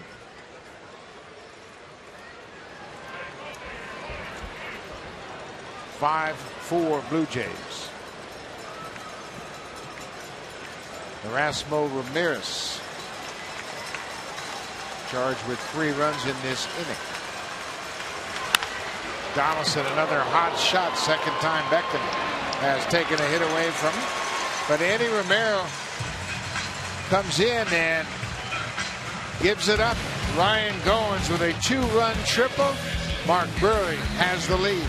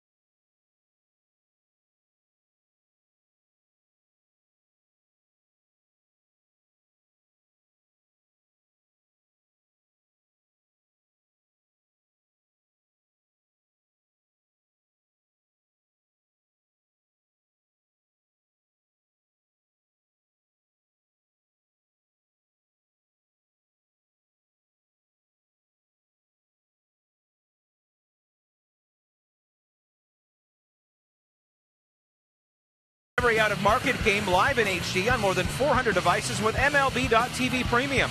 Real-time highlights, live look-ins, pitch tracking, and more. Every night on every device. Visit BlueJays.com for more details. Buck, the Blue Jays still have no idea who they're going to play, what time Game 1 will be. MLB.TV is the perfect way to keep up and figure out exactly who the Blue Jays end up playing in this first round. Yeah, the wild card still needs to be sorted out, and there is a possibility that AL West is yet to be determined. The Angels are in Texas, and the Angels are 3 games. They're 4 games back. So Houston is now 3 games behind the Texas Rangers, so Houston has a chance to tie. But they needed a lot of things to go their way. Minnesota leading Kansas City 1-0, and Joey Butler puts a charge in, and Ben Revere is there. Runs it down in left center. Butler's retired to start the 6th.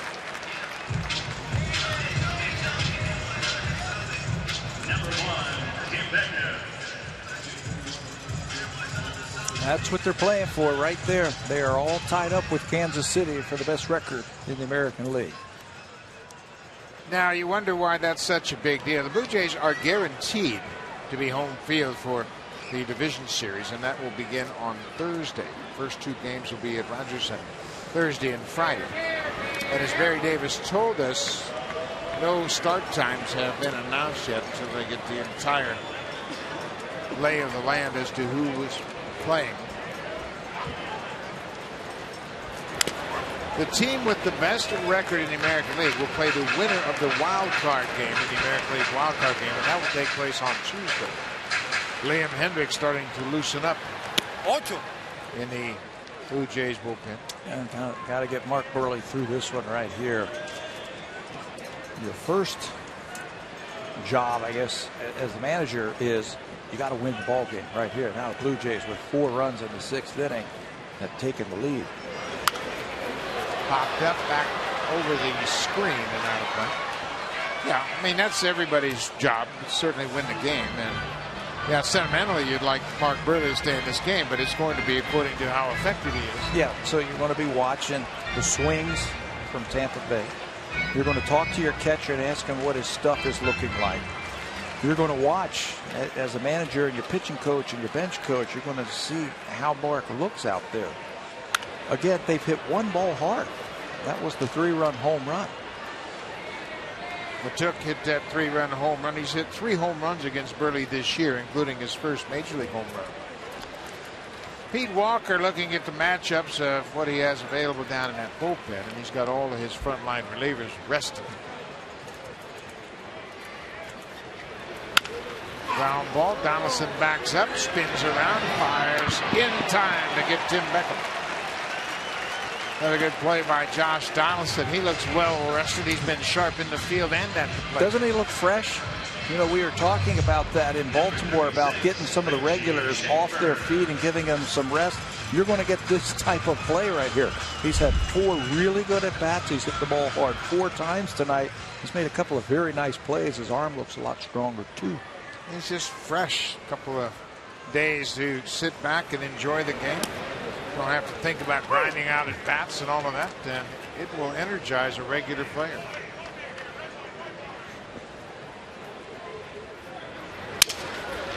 That broken another one. blooper. Richie Schaefer had a bloop double his last time up. This time he breaks his bat and dumps one into center. Absolutely shattered another bat. Got that cutter in on his hand, and Pete Walker gets right to the phone. As a manager, what you're thinking, okay, if this guy gets on, you know, what matchups do I want? Where do I want Liam Hendricks? Who do I want him facing? Saw Pete Walker talking with Dane Johnson, and now Johnson over to visit with Liam Hendricks, talking about where they are in the lineup. Nick Franklin pulls it foul, just barely foul. Tom Hallion, the veteran umpire down at third, very calmly waved it foul. Donaldson, he wasn't sure. He dove and just couldn't come up with it. That was close. There's the chalk line right there. Off speed pitch, and Nick Franklin gets out in front of it.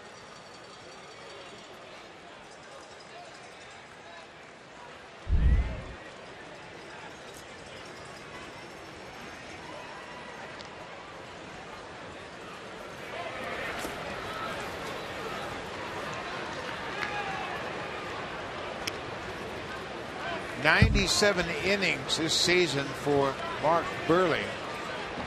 197, of course. He's 3 shy of that 200 inning plateau.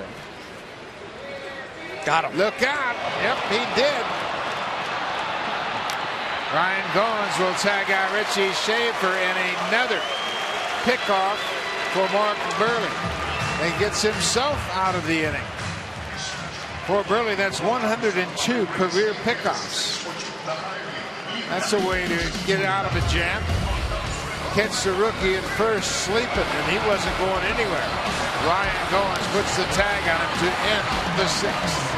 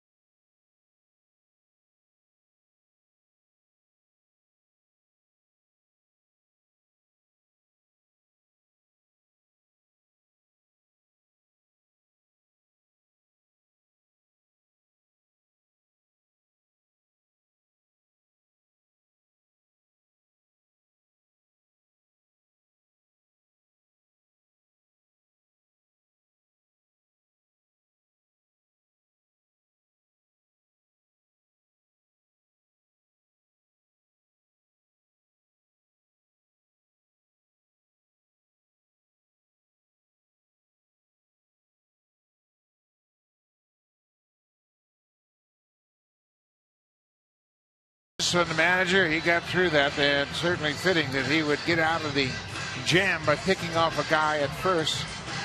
So Mark Burley leaves after 6 innings. He has a 5-4 lead. That would be his 15th win of the season if the Blue Jays can hold the lead. And now he's talking with his manager. Hard to fathom what this conversation is about, but it appeared as though he was taken out of the game. Yeah, maybe, hey, if we score 6 runs here, 5 or 6 runs and have a big lead, do you send it back out there for another inning? We'll see. But before that, Andrew Bellotti will come in. There are his numbers, 3-1 with a 119 earned run average. He pitched against the Blue Jays last time we faced this team. He only faced 1 batter. Up the middle, Bautista hit it off the end of the bat. He will ground out to the second baseman, Nick Franklin. That 1 batter he faced was Josh Donaldson. That was the same game where Donaldson homered to end the ball game in walk-off fashion. First baseman, Edwin Encarnacion. Edwin Encarnacion 1 for 2 tonight.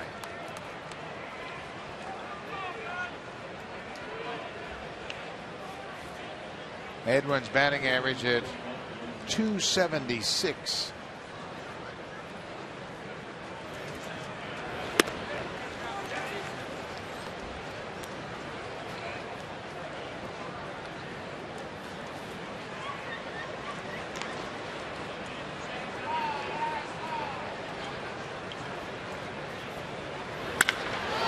Fly ball deep to center field. Geyer back at the wall. This one's gone. Edwin Encarnacion, number 38, to dead center, over 410 feet away. My goodness. Where he hit that ball is a long way from home plate. Fastball right down the middle, and Edwin, he rocked back on that back leg and just exploded into that baseball for home run number 38. Gives the Blue Jays another run. Watch him back and see ya. Geyer goes back, but Edwin knows that that one's gone. That one hit way up on that batter's eye in center field. And the boys are excited after that home run.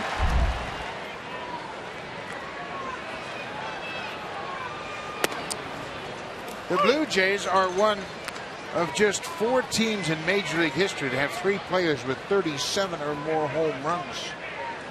The Braves in '73, Colorado in '96 and '97, and now the Blue Jays here with Donaldson, Bautista, and Edwin Encarnacion. That was his 38th, so just one of 4 teams in history to have 3 players with 37 or more home runs in a season.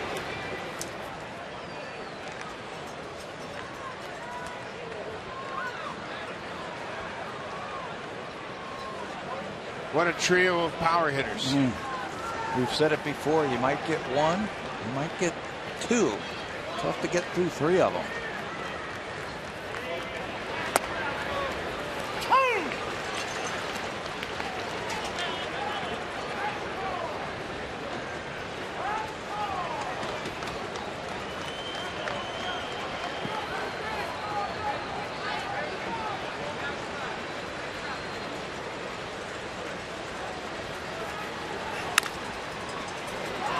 One and 2 to Colabello.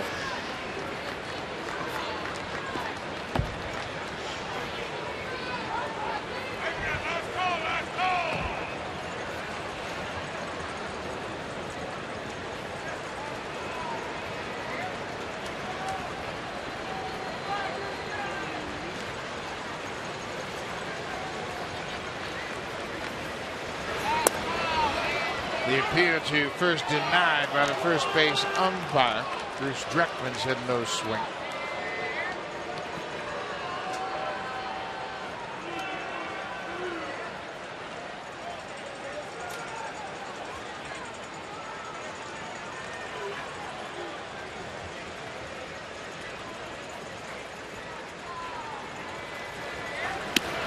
The home run by Encarnacion has now given the Blue Jays a tie with the Blue Jays team of '98 when Canseco, Delgado, and Green combined to hit 119 home runs. The trio of Donaldson, Bautista, and Encarnacion have tied that number now. They too have hit 119. Here's Colabello high and deep to left up near the catwalk, and that hit the catwalk. That will be a home run. That ball hit that catwalk, but it hit the center catwalk, and that ball is in play. If it hits the lower 2, it's a home run. It hit the third one. And now they're having a discussion about that. And this is always a point of contention here at Tropicana Field. Now John Gibbons is out of the Blue Jays dugout. And they're going to talk about this. Yeah. It hit. There are 4 rings here, basically. The lower ring is 1, 2, 3. It hit the third ring up. That high ring where you see the lights on the left side of your screen. That's the catwalk that it hit. And there are ground rules about that. If it hits this ring, it's this. If it hits this ring, it's that. I think it's if it hits that ring, the one that it did, it's all you can get. It's in play if it comes down in fair territory. And it's all you can get. You can see Butler has no idea where it is and then recognizes that the ball is to his right. It actually bounced off the wall and bounced away from him. Now that ball is in play, and Colabello, not taking anything for granted, hustles all the way to third base. But that ball, if it doesn't hit that ring, is probably gone. Yeah, it would have been gone. And had it hit the lower 2 rings, it would have been a home run on contact as long as it hits in fair territory.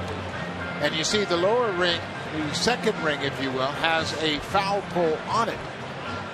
So you can determine whether it's fair or foul on that ring. But these have always come into play, and you really wouldn't think it would happen that frequently, but it does. It's high. That's why.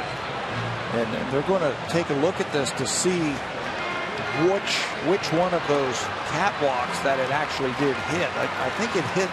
I think it's A, B, C, D. Yes, the rings here. The lowest ring is the D ring, and then it goes up from there. The next ring would be the C ring, B ring, and A ring. Any fair ball that hits the lower 2 catwalks, C and D, is a home run. A fair ball that hits one of the top 2 catwalks, A and B, is in play. And any fair ball that comes down in fair territory is in play, and you play it. But had that ball come down and hit in foul territory, even though it was 50 feet fair, yeah, it would have been a foul ball. Been a foul ball, but it stayed in fair. Butler went back. He lost the ball when he turned to run to the wall and then looked back up. So he has no idea where that ball hit. You and I were watching it, and we had a clear view of it. It looked like it hit the B ring. The B ring is the third one from the ground, if you will. So it's D, C, B, and A. And A and B rings are in play, and where the ball strikes the surface of the playing field, that's what will determine fair or foul. There you can see the configuration. I got a question for you. Just thinking, what if it hit both of them? Can it hit the third ring and then ricochet off of? Oh, I'm sure it could, because it's going to carry. Nobody knows where it's going to carry. That thing looked like it came straight down, like it might have gone over or through or hit it and then ricocheted off of the second one and then came straight down. John Gibbons is going to get the explanation now from the crew chief. And they indicate that the call on the field will stand as Colabello ends up with a triple. So Colabello hit one that looked like it was going well out of the ballpark. But to his credit, he just continued to motor around the bases and ends up at third base. So Colabello is at third. And the Blue Jays have hit the ball hard all night long. That is their 13th hit. Now they're starting to find the holes now. Bellotti has given up a home run and now a triple. Colabello's first career triple comes here at Tropicana Field, and I think he would prefer to have one more home run. I know the Blue Jays would wish they had a home run. So Martin will bat with the infield drawn in. One out. 6-4 Blue Jays. And Martin jumps back from that inside pitch.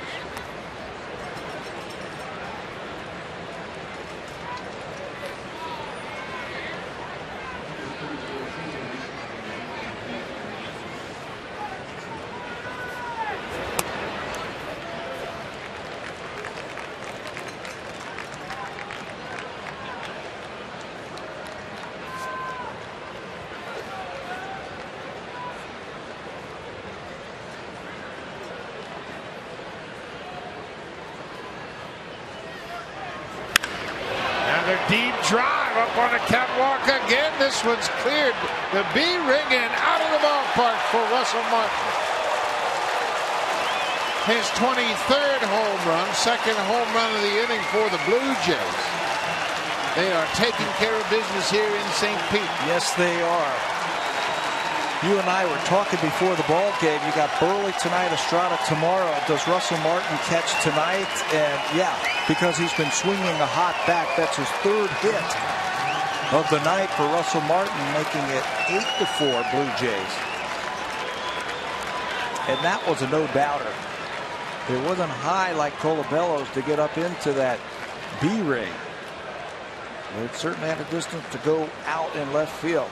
23 home runs now for Russell. Previous high was 21 while playing with the Yanks. Well, it's a pretty swing right here. All hands, he got all of it. Throws the bat away. He knows it's gone.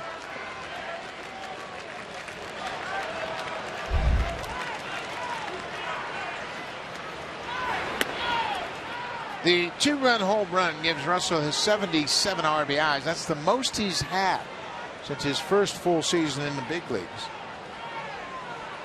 He had 87 RBIs in 2007, where he spent the entire season with the Dodgers. Troy Tulowitzki in his return to the lineup has hit the ball sharply twice. He's 1 for 3. He scored a run in the 6th. 8 runs on 14 hits. Tulowitzki skies it into left. Joey Butler coming in, and the center fielder Geyer calls him off, makes the catch. So it looks like John Gibbons did the right thing when he rested the regulars. Yeah, I don't think they've missed a beat. They look very fresh in their at-bats tonight. So Kevin Pillar is going to make his way to the plate, but he's going to have to deal with a new pitcher. Looks like C.J. Riefenhauser, the left-hander, who was up. Got a lefty and a righty, but it will be Riefenhauser. The lefty's coming in to face Kevin Pillar, who doubled his last time up. Pillar has driven in 2 tonight.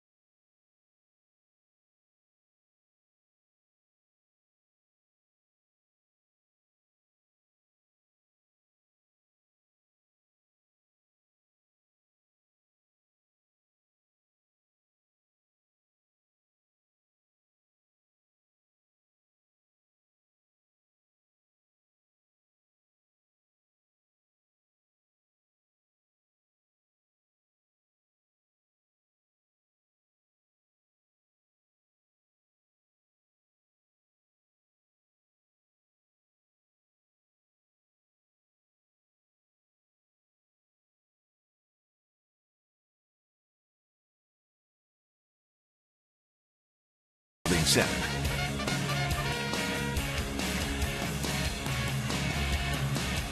Russell Martin with a career high 23 home runs. The Blue Jays have hit 2 home runs here in the 7th inning. They have now hit 229 home runs for the season. C.J. Riefenhauser in for the 16th time to face the right-hander Kevin Pillar. You and I have been talking about run differential all season long for the Blue Jays. And That run differential now is up over 230 for the Blue Jays. 231 to be exact. Pulled foul. And it didn't take long, did it? No, it didn't. For the Blue Jays to The Blue strike. Jays, again, with 8 runs tonight, they have now scored 885 runs. That's significant. Their franchise record in runs scored is 894. They're certainly within reach of that. They just passed the 1999 team that was second on the list with 883. Well, now John Gibbons has some wiggle room if he decides to send Mark Burley out. They get Burley closer to that 200 inning plateau. Look at it, he's back out. Doesn't look like he's going anywhere, does it? The mentor and the protege. Opposite ends of their careers. Marcus Stroman sought out Mark Burley early in their relationship and wanted to pick his brain about being a big league pitcher. Burley said, we couldn't be more opposite. Yeah. But they have really struck up a terrific relationship.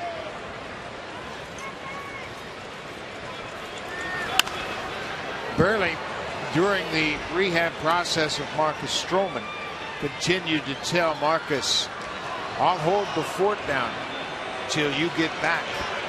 And boy, did he ever. And did ever Marcus Stroman come back. He came back with guns ablazing, that's for sure. 2-2 to Kevin Pillar. This ball is drilled to left field. Joey Butler is back. Makes a jump and that'll end the inning. But what an inning it was for the Blue Jays. 2 home runs in the inning. Edwin Encarnacion to dead center. A mammoth shot, his 38th, and then how about Russell Martin, a 2-run shot to left. 8-4 Blue Jays.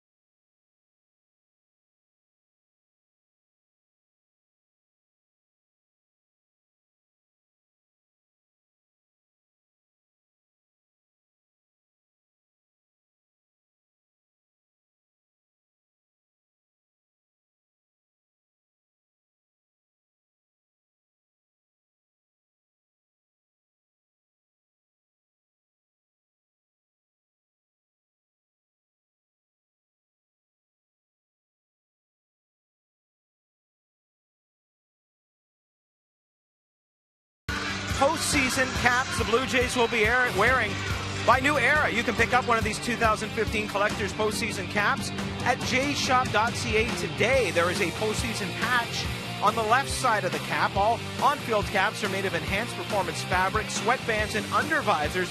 Visit us online at jshop.ca. Boy, those are sharp. Been a long time coming, but you can bet they're going to fly off the shelf. Nick Franklin with a big wild swing. Mark Burley out to start the 7th. I like that. Blue Jays get a little bit more wiggle room, and John Gibbons doing everything he can for Mark Burley. He's giving him a chance here to get through the inning. He's only allowed 6 hits, and like you said before, not much hard contact.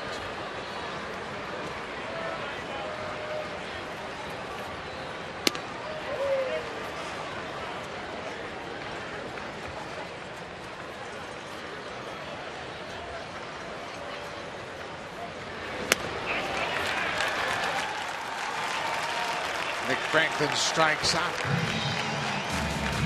This copyrighted telecast is presented by authority of Rogers Blue Jays Baseball Partnership and may not be reproduced or retransmitted in any form. And the accounts and descriptions of this game may not be disseminated without the express written consent of Rogers Blue Jays Baseball Partnership.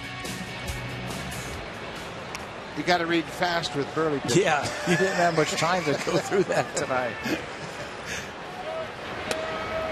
Boy, Burley seems to be energized by the last 2 innings. 4 in the 6th, 3 in the 7th. He's got an 8-4 lead. There's a fly ball. Kevin Pillar on the run. He'll dive and makes another catch. Oh, my.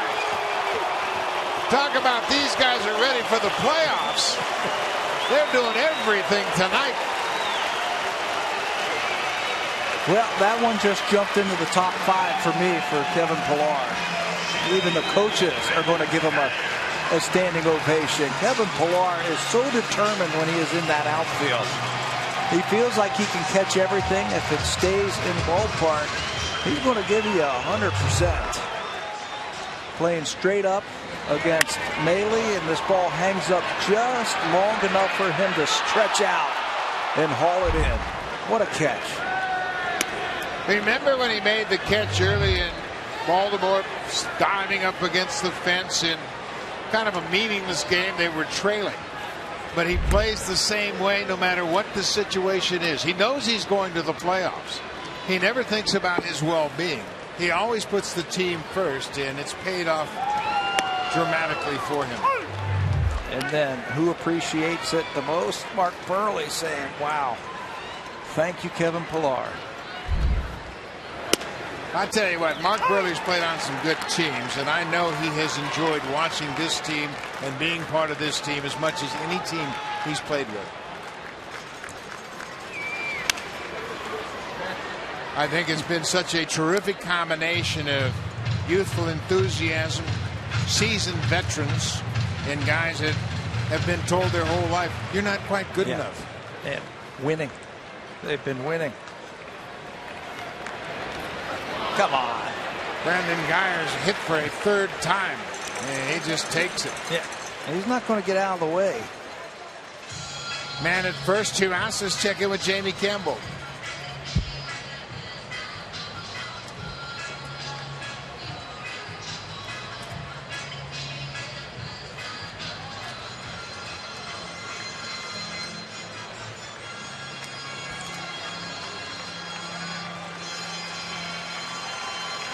Mark Burley will hand the ball over to John Gibbons, and a couple of words exchanged before he leaves. Another terrific start for Mark Burley.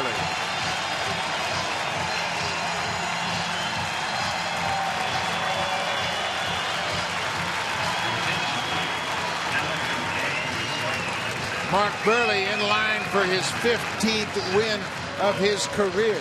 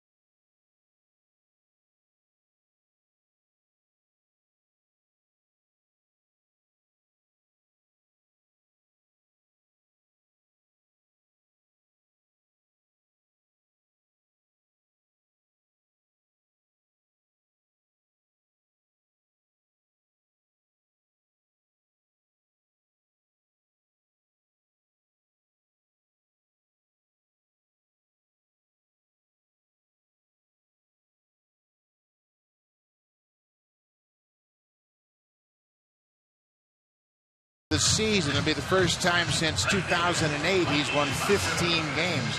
It would be career win number 214.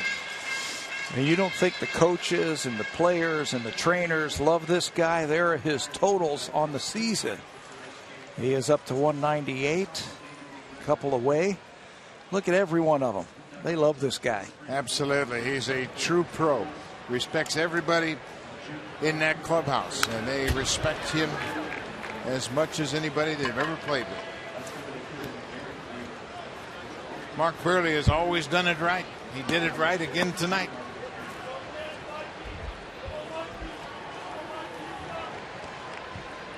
Mark Lowe into the game to face Mikey Matuk.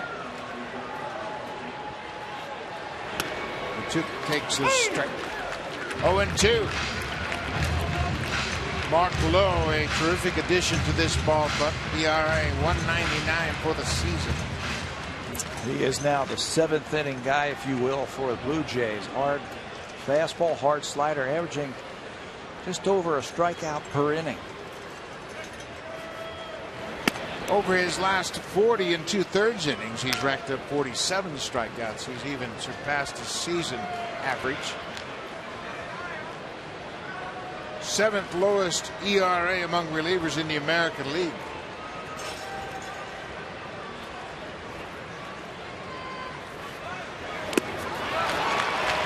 Lowe strikes out Matuk, and that ends the inning. He comes out to close out the 7th. Mark Burley getting support by great defensive plays all over the diamond, but once again it's the center fielder putting on a show here in St. Pete. Superman makes the catch.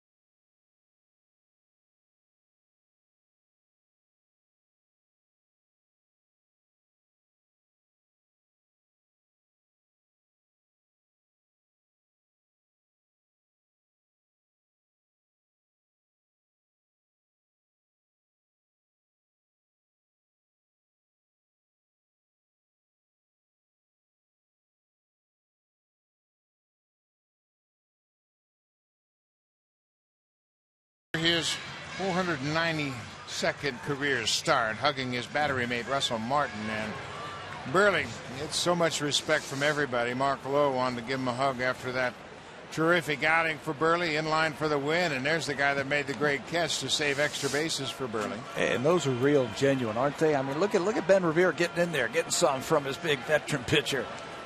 David Price, he talked about that letter Price wrote to Burley after witnessing the perfect game. But Burley is the epitome of a great teammate. Cares about his teammates, wants them to do it right, and it'll be interesting to see Burley on Sunday. Bet you he starts that game. Just give me 2 innings. Give me 2 innings. They had talked about that, and John Gibbons said, I'm not going to bring him out of the bullpen. I don't think that's right. I said, would you start him? And he says, let's see what happens when we get to Sunday.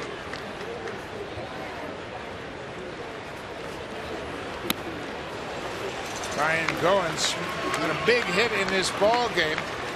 They brought in Enny Romero with a couple aboard to pitch to Goins, and he hit a 2-run triple off the base of the ball and right. For Goins, his 4th triple of the season against the lefty. Right back up the middle, another base hit against the lefty. Ryan Goins trying to erase any thoughts of being pinch hit for in the postseason. Yeah, and managers are going to have to rethink bringing in lefties against him because he's had so many good at-bats here the last month of the season. Stayed right in once again. Riefenhauser tried to throw the breaking ball, and it's up, and Ryan's got himself a multi-hit game. As we mentioned, I think in September, Goins probably saw as many pitching changes as anybody in the American League to bring in a left-hander to face him. And because he's had so many opportunities, all of a sudden it's getting easier and easier for him to hit the lefties. Blue Jays just don't have many left-handed batters in their lineup. So managers want to try and change things up. They'll bring in the lefty, and then they'll right away, as soon as they get through the left-handers, opposing managers, they're going to go back to their bullpen to bring in a right-hander. Ben Revere, 2 more hits tonight. He had a sac fly in the 6th.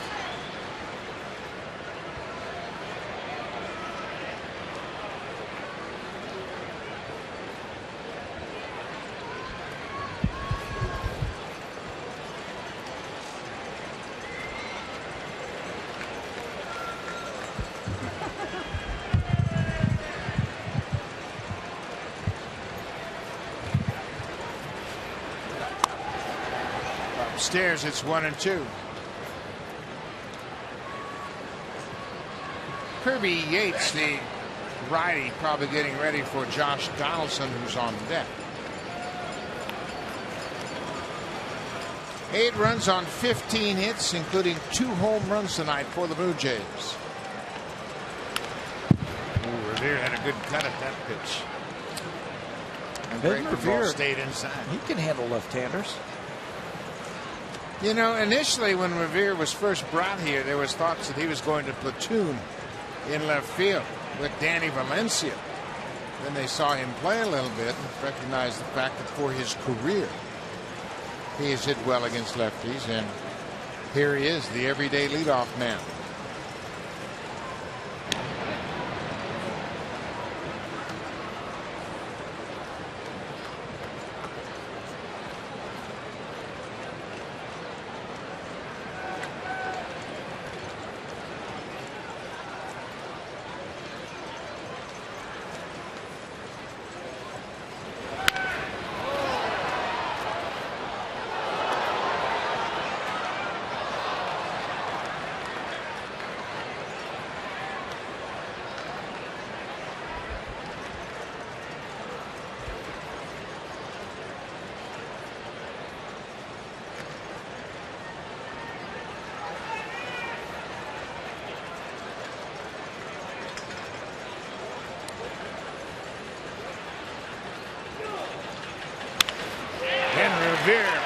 Another base hit down the right field line. Revere's headed for second. Goins is going to third, and Ben Revere, yet another 3-hit game.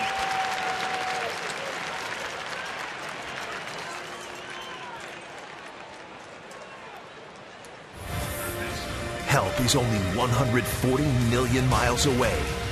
The Martian. In theaters, October 2nd. Kevin Cash back out to make another pitching change.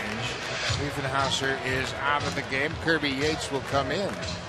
Runners at second and third. Nobody out. Josh Donaldson will come up.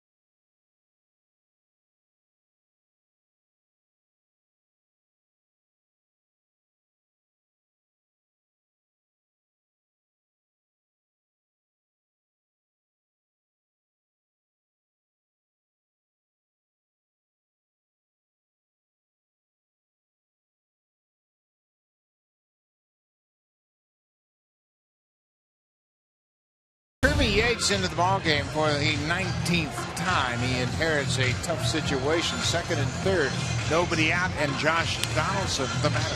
Going to have to face some of the big boys once again. Kirby Yates, there are his numbers. We saw him back at Rogers Center. He gave up a couple of home runs in back-to-back nights to Jose Bautista. Fastball slider combination. He's pitched 19 innings this season, and he's given up 10 home runs. Donaldson is 2 for 4 tonight. He's hit the ball hard all 4 times he's come to the plate.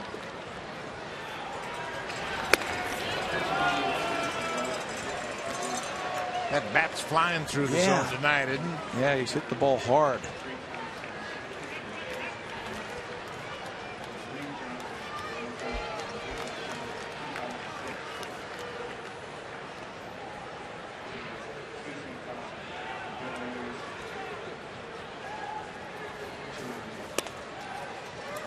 There's a strike on the outside corner.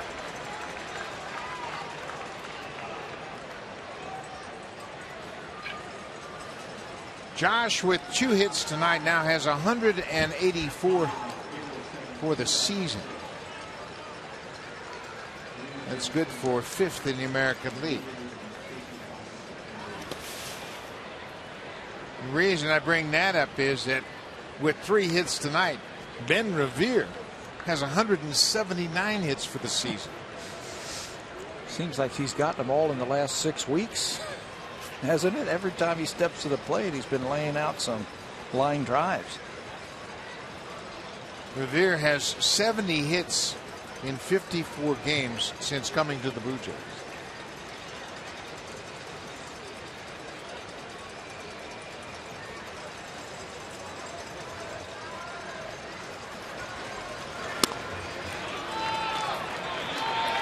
Two and 2.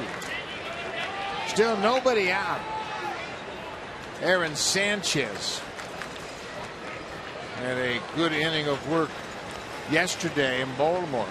Worked an inning, allowed no runs, no hits, didn't walk a batter, and struck out 1.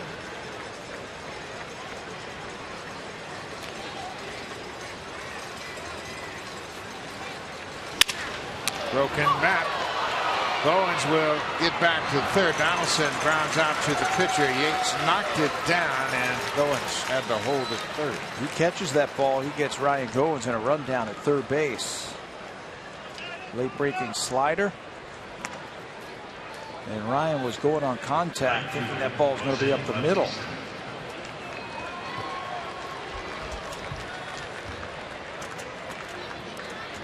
Kirby Yates records the first out of the 8th inning. Now Jose Bautista.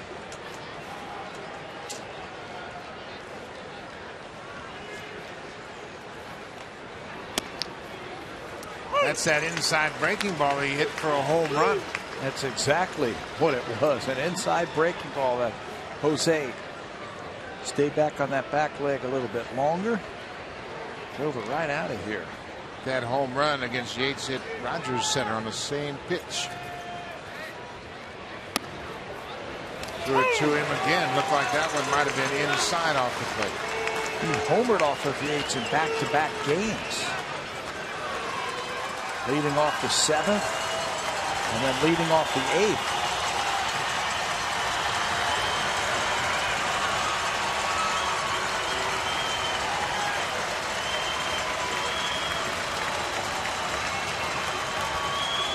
Oh, and 2 runners at second and third.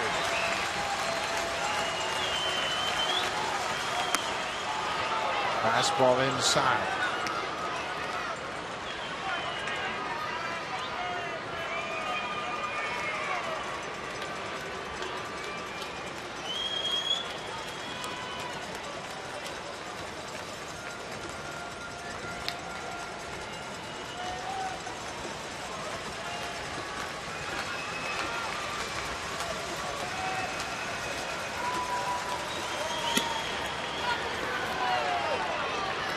Jose has driven in 113 for the season. That's his second highest RBI total of his career.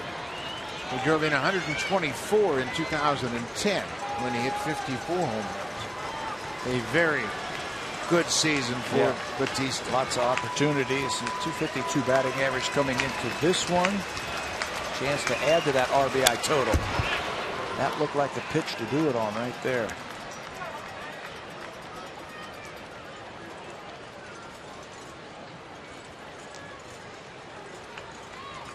Top of the 8th inning. Blue Jays were trailing 4-1.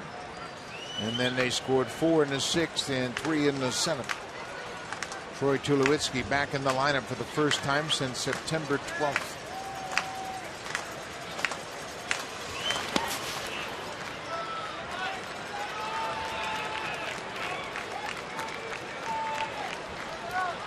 Full count. Kirby Yates in a jam. He inherited a tough situation. He got Donaldson to tap back to the mound.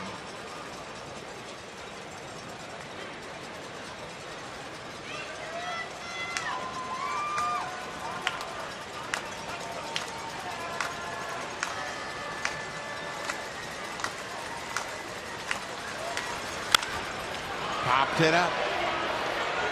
Beckham into foul ground. He makes the catch. Bautista's retired 2 down. Drive of the game presented by the all-new 2016 Honda Pilot, proud partner and official vehicle of the Toronto Blue Jays. Let's go back to last inning. Edwin Encarnacion's going to take this low ball and 2-iron this thing off the batter's eye in center field. Way back as Geyer goes back. I don't know why he's jumping for it. That thing is almost over the batter's eye in dead center field. Home run number 38 for Encarnacion. And that is our drive of the game.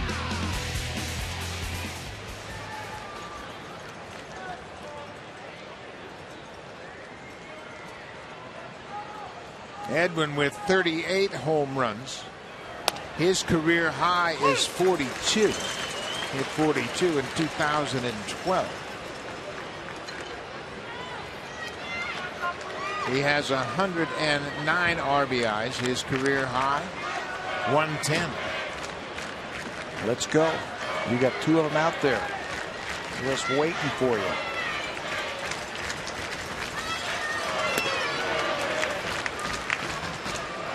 Edwin has driven in 103 of the last 4 seasons. Last year, because of injuries, he drove in 98.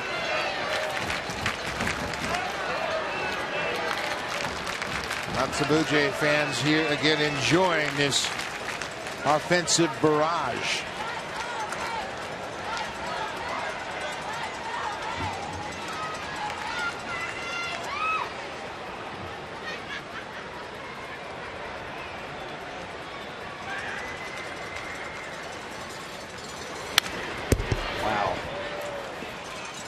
Edwin got another pitch. That looked like the same pitch he homered to center field with. Well, it's a tough middle of the lineup for the Blue Jays to get through. These are your RBI leaders in the American League. Donaldson, Bautista, Encarnacion. That's tough to get through. The best 3 power hitters back to back in baseball. Another pitch, Encarnacion felt like he had a good pitch to hit. Looked like they wanted to elevate that fastball on him. Threw it right down the middle.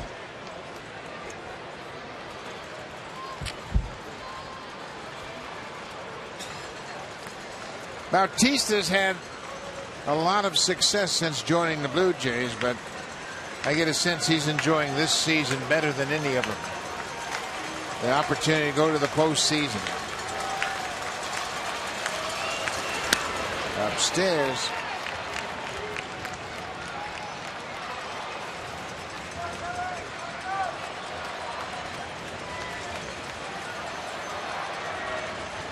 .38 home runs for Encarnacion. Donaldson and Bautista have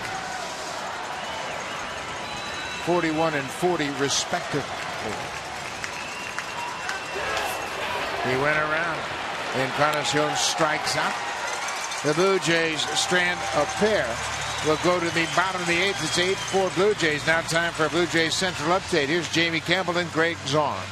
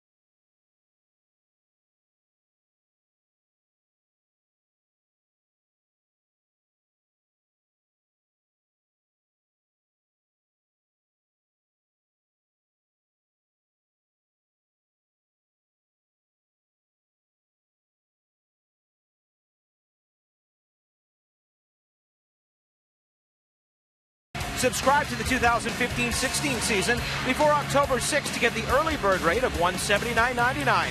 Get started at Rogers.com/NHL. Bye. Thank you very much, Barry Davis. And a new pitcher into the game is Aaron Sanchez, making his 40th appearance of the season. Aaron pitched in yesterday's ball game. He needed some work, and he looked very sharp in his one inning versus the Baltimore Orioles. 3 up, 3 down, punctuated with a strikeout against Steven Pierce. He will get some work here in the 8th inning. In an 8-4 ball game, there are the numbers for Aaron. He's played 90 and pitched 90.2 innings this season as Justin Smoke has taken over at first base after the Encarnacion final out in the top of the inning. In the bottom of the 8th, the Blue Jays have an 8-4 lead. They have split the first 16 games of this series with the Rays, 8-8.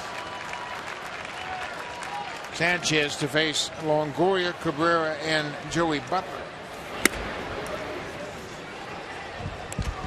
Aaron Sanchez, of course, originally drafted and signed with the Blue Jays, so his first postseason experience is extra special for these young Blue Jay players who have grown up together in the organization. He said on Wednesday in Baltimore after they clinched, he and Kevin Pillar had a quiet moment, and they looked at each other and said, man, this is a long way from Bluefield, West Virginia. That's where they started. That is the low A ball for the Blue Jays, where they send a lot of the young high school kids. Aaron was a high schooler when they drafted him. Russell Martin back toward the screen, but it's over the screen out of play. Well, you know what? Aaron Sanchez and Marcus Stroman are very close friends, and all of these young Blue Jays that came through the system, including Goins and Sanchez and Pillar, they all stayed in contact with one another. When Stroman was away from the team, they constantly communicated with him to encourage him and help him to get through his rehab. But just hearing from your teammates when you're injured like that, that's an extra special boost.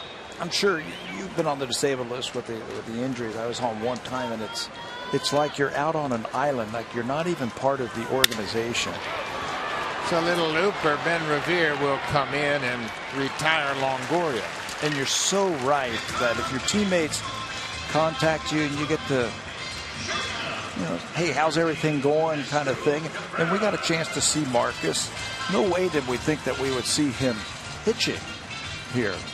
But I bet you the teammates were part of that influence to get him back. Absolutely. He gets some calls and say, hey, man, we miss you up here and hope you get back. And we talked about Burley telling Stroman, I'll hold the fort down until you get back. I guess he figured that he was going to be here. Yep. Sanchez misses with the first pitch to Asdrubal Cabrera, who has made 3 fly ball outs here tonight. Devin Travis, he is going to spend the rest of the season with the Blue Jays. As long as they're playing, he's going to be here. And I spoke to him today about his surgery and the injury. And the great news that he got once they did the surgery to get to the root of the problem in that left shoulder.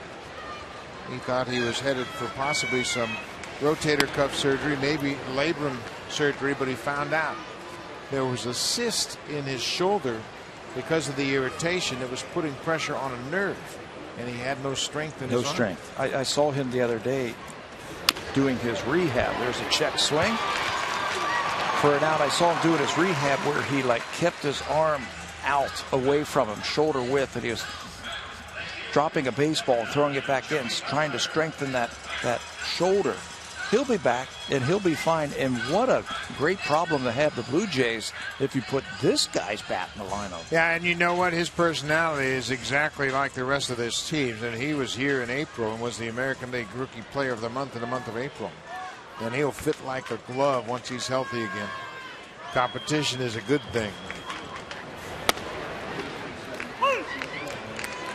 Sanchez looks strong again tonight. Joey Butler 1 for 3.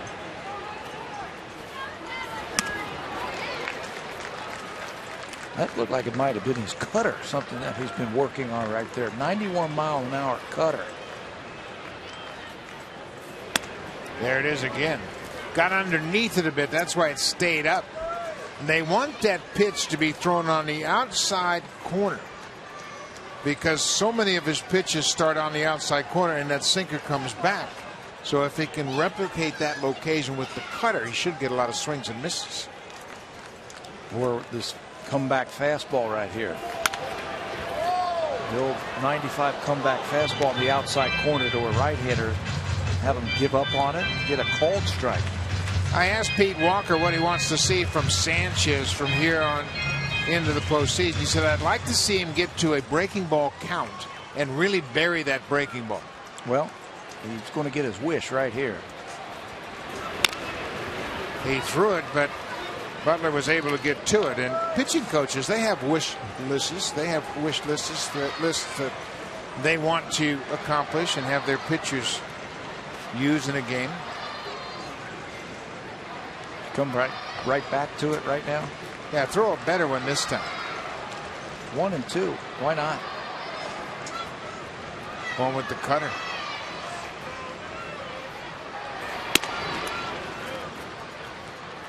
That's going to be a very valuable pitch for him.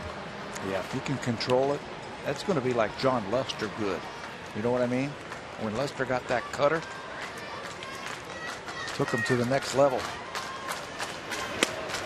And there's that sinker on the outside corner. No chance for Joey Butler. Aaron Sanchez has a clean inning. 3 up, 3 down. They're going to the 9th. The Blue Jays lead at 8-4.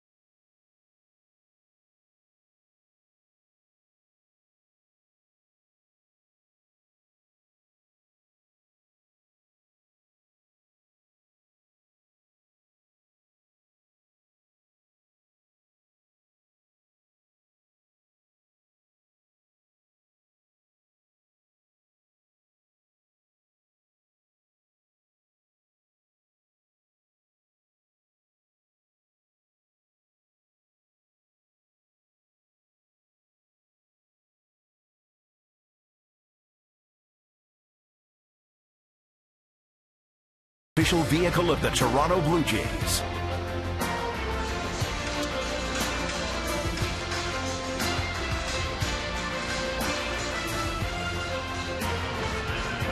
Matt Andres will come into the ballgame. He started against the Blue Jays in the Sunday finale of their last homestand. He went just 3 innings. He threw 54 pitches in that start. There was going to be a bullpen day as he went 3 innings, allowed a run on 2 hits, and struck out about it. Gave up a run to Justin Smoke, who doubled against Tim. Matt Andres is the 5th reliever of the night for the Tampa Bay Rays. 3 and 5, 431 earned run average for Andres, sinker slider type of pitcher. And he will get Chris Colabello to lead off the 9th.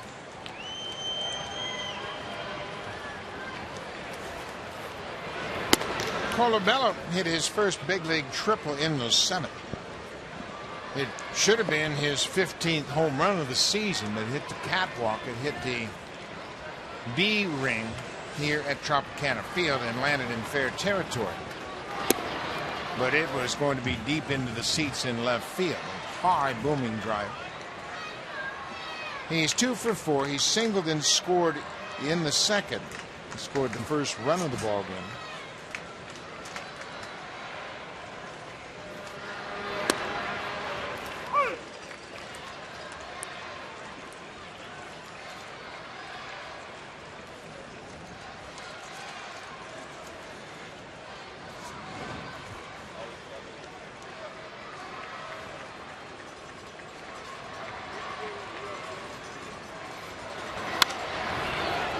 That's going to be fouled out the facing of the second deck.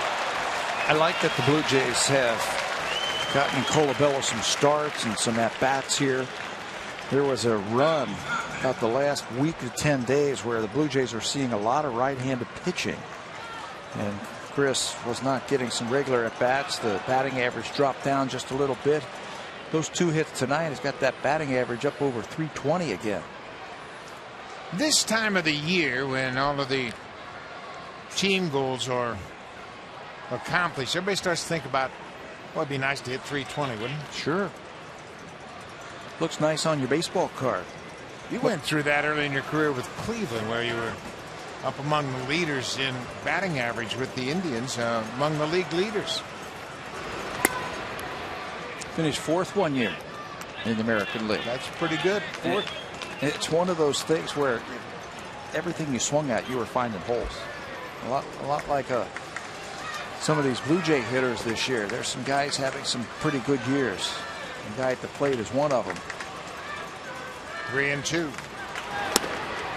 Strike 3 call. Colabello called out on that fastball.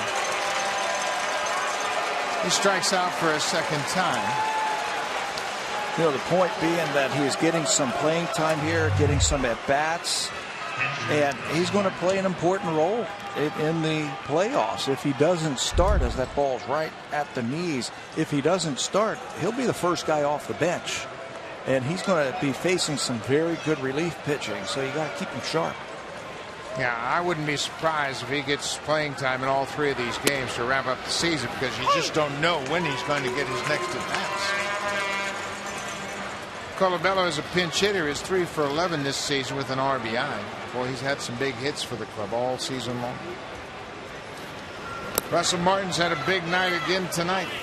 A 3-hit night. A couple of singles and a 2-run home run.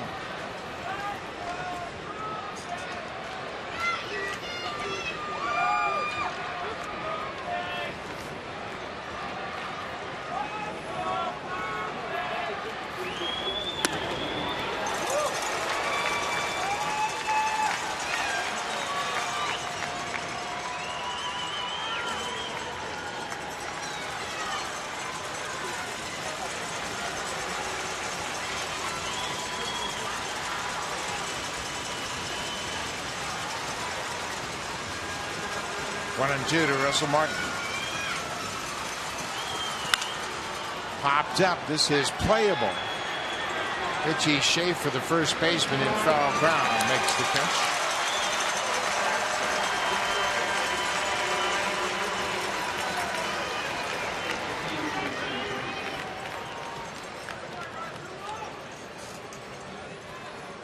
Shortstop,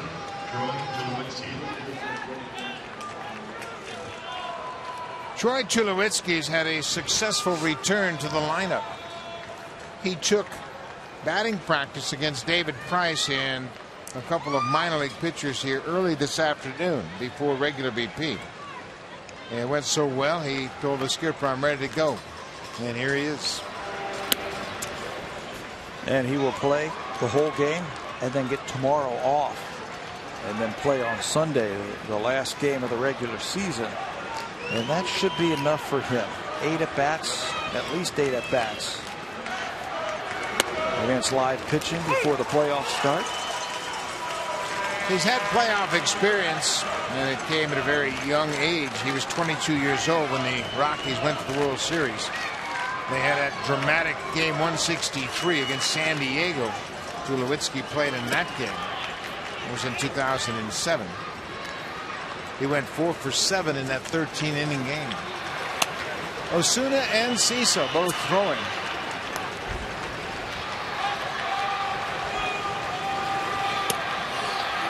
And they have both been a big part of what the Blue Jays have done this season. That's what I wanted to see right there. I wanted to see an aggressive swing from Troy Tulowitzki. Remember, it was his left side.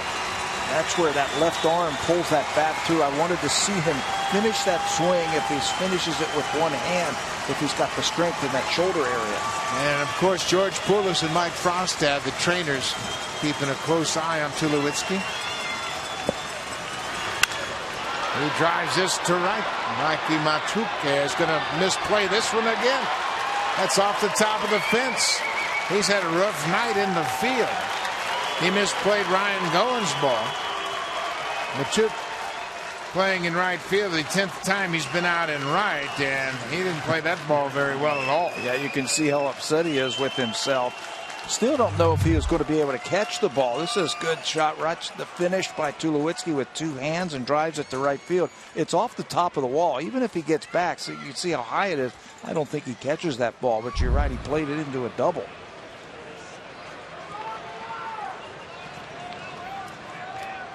Kevin Pillar has had another good night at the plate and in the field. He drove in the first run of the game with a ground out in the second. It gave the Blue Jays a 1-0 lead.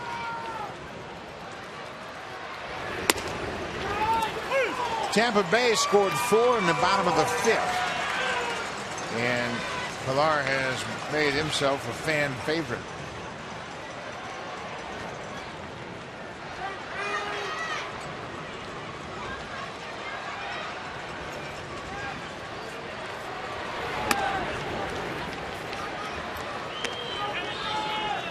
Pillar extended his hit streak to 7 straight. He's reached base in 16 straight games. He had an at-bat in Baltimore in that game that they won late, where he got a single back through the middle against Brad Brock, tough pitcher. Set up the winning inning for the Blue Jays. But there's still that great defense from Kevin Pillar, and tonight he gets another one. He helps out his buddy Mark Burley. Watch this one. This looks like 2 for sure, maybe 3, but Kevin Pillar is so determined and runs it down for another fantastic catch. Look how high he is in the air to haul that one in. And he uses that right hand to smother the baseball, make sure it doesn't pop out of the webbing. 1-2 to Pillar. Bounce to Beckham. Across the diamond, and the Blue Jays are done in the top of the 9th. They'll go to the bottom of the 9th. Mark Burley in line for the win. It's been a great night. 17 hits for the Blue Jays. Brett Cecil in to close it out.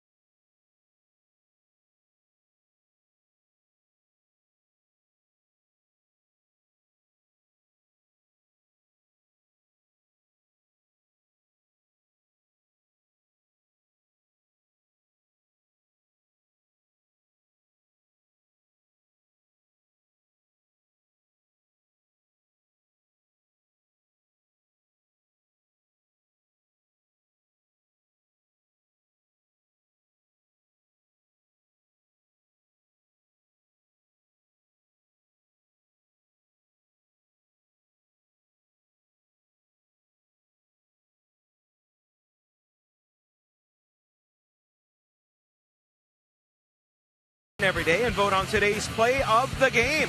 All you have to do is log in, vote. And guys, we've had a couple of big home runs tonight, but I have a feeling that Kevin Pillar is easily the play of the game. And you guys spoke about that catch, and it has been all over Twitter. And check out this picture by @BlueJayHunter, who already put the red Superman cape on Kevin Pillar. And really, guys, I mean, this is unbelievable how he can be airborne like that and make catches the way he does. I think he takes it as a personal challenge that anything that falls in center field is his fault.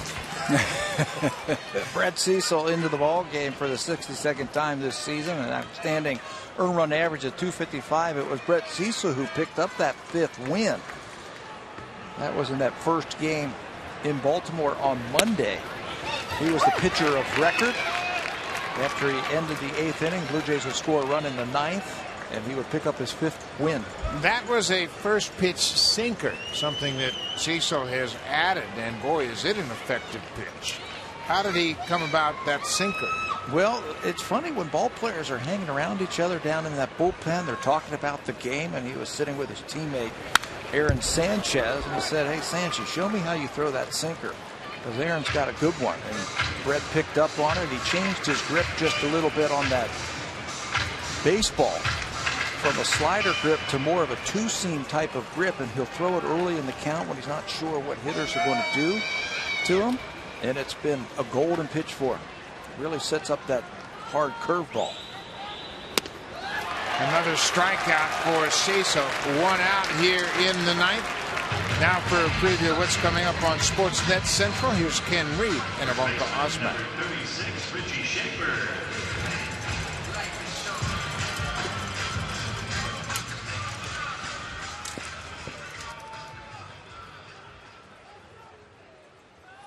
Thank you very much, Ivanka. That's coming up right after this game, and you're going to get some bonus coverage. Kansas City, Minnesota tied in top of the 8th, 1-1. Of course, that has an impact on the Blue Jays as far as the best record. The Royals and the Blue Jays began tonight's play 92-67.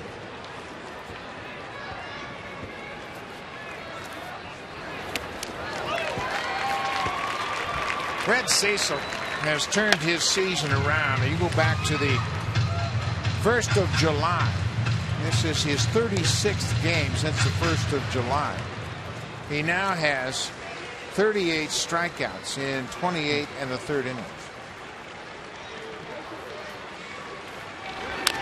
Scouts, good curveball. Scouts who have been following the Blue Jays this month said he's as nasty a left-hander that they have seen this whole season in the American League. For Cecil, 20 of his last 27 outs have come on strikeouts. That's the kind of relief you want in a postseason situation. Nobody puts the ball in play. Was that before tonight? Holy smokes. That's including tonight. Now it's down. 21 of 28. You bring in a reliever in a tough situation, you don't want any contact. And Brett Cecil, he's going to be lifted here. Sanchez struck out Joey Butler to end the 8th. Now Cecil comes in against Beckham, Richie Schaefer. And he turns things over to Roberto Osuna, who's coming into this game.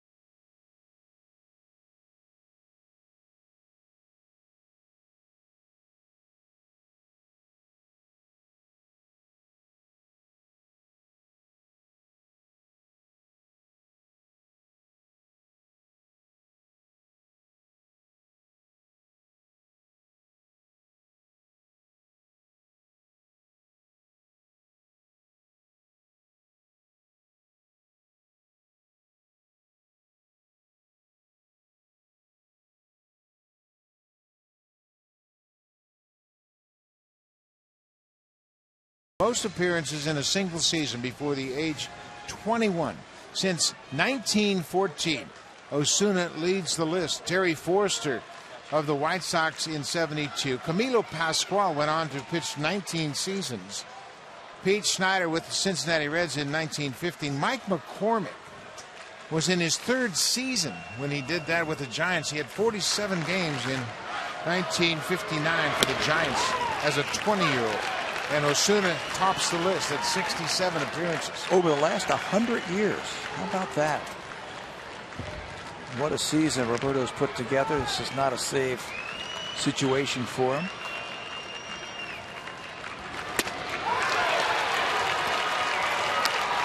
'97. 0-2.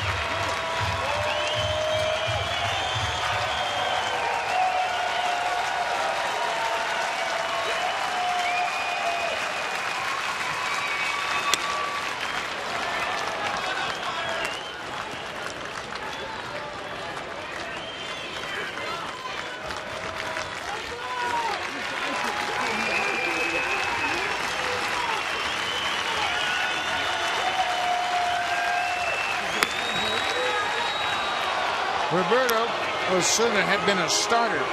Then he went under the knife, had Tommy John surgery 2 years ago.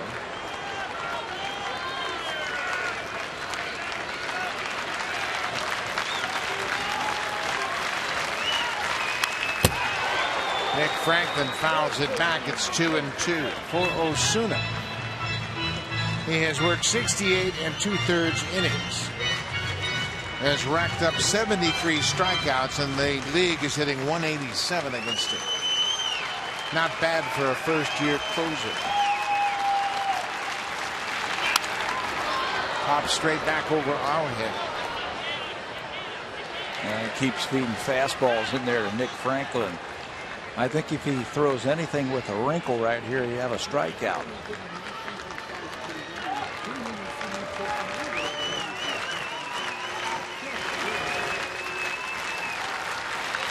There it is. The wrinkle did it. The ball game is over. Osuna comes in and strikes out Nick Franklin. The Blue Jays bullpen, just for good measure, strike out the last 4 Rays hitters tonight to punctuate this opening game of the final series of the season. Mark Lowe got 1, Sanchez got 1, Cecil got 2, and Osuna got 1. That gives the Blue Jays 93 wins and temporarily a half-game lead over the Kansas City Royals. The Blue Jays 93 67. They improved to 9-8 over Tampa Bay for the season. We'll be back tomorrow afternoon. Thanks for watching. Stay tuned. Here's Sportsnet Central. Ken Reed and Ivanka Osmak.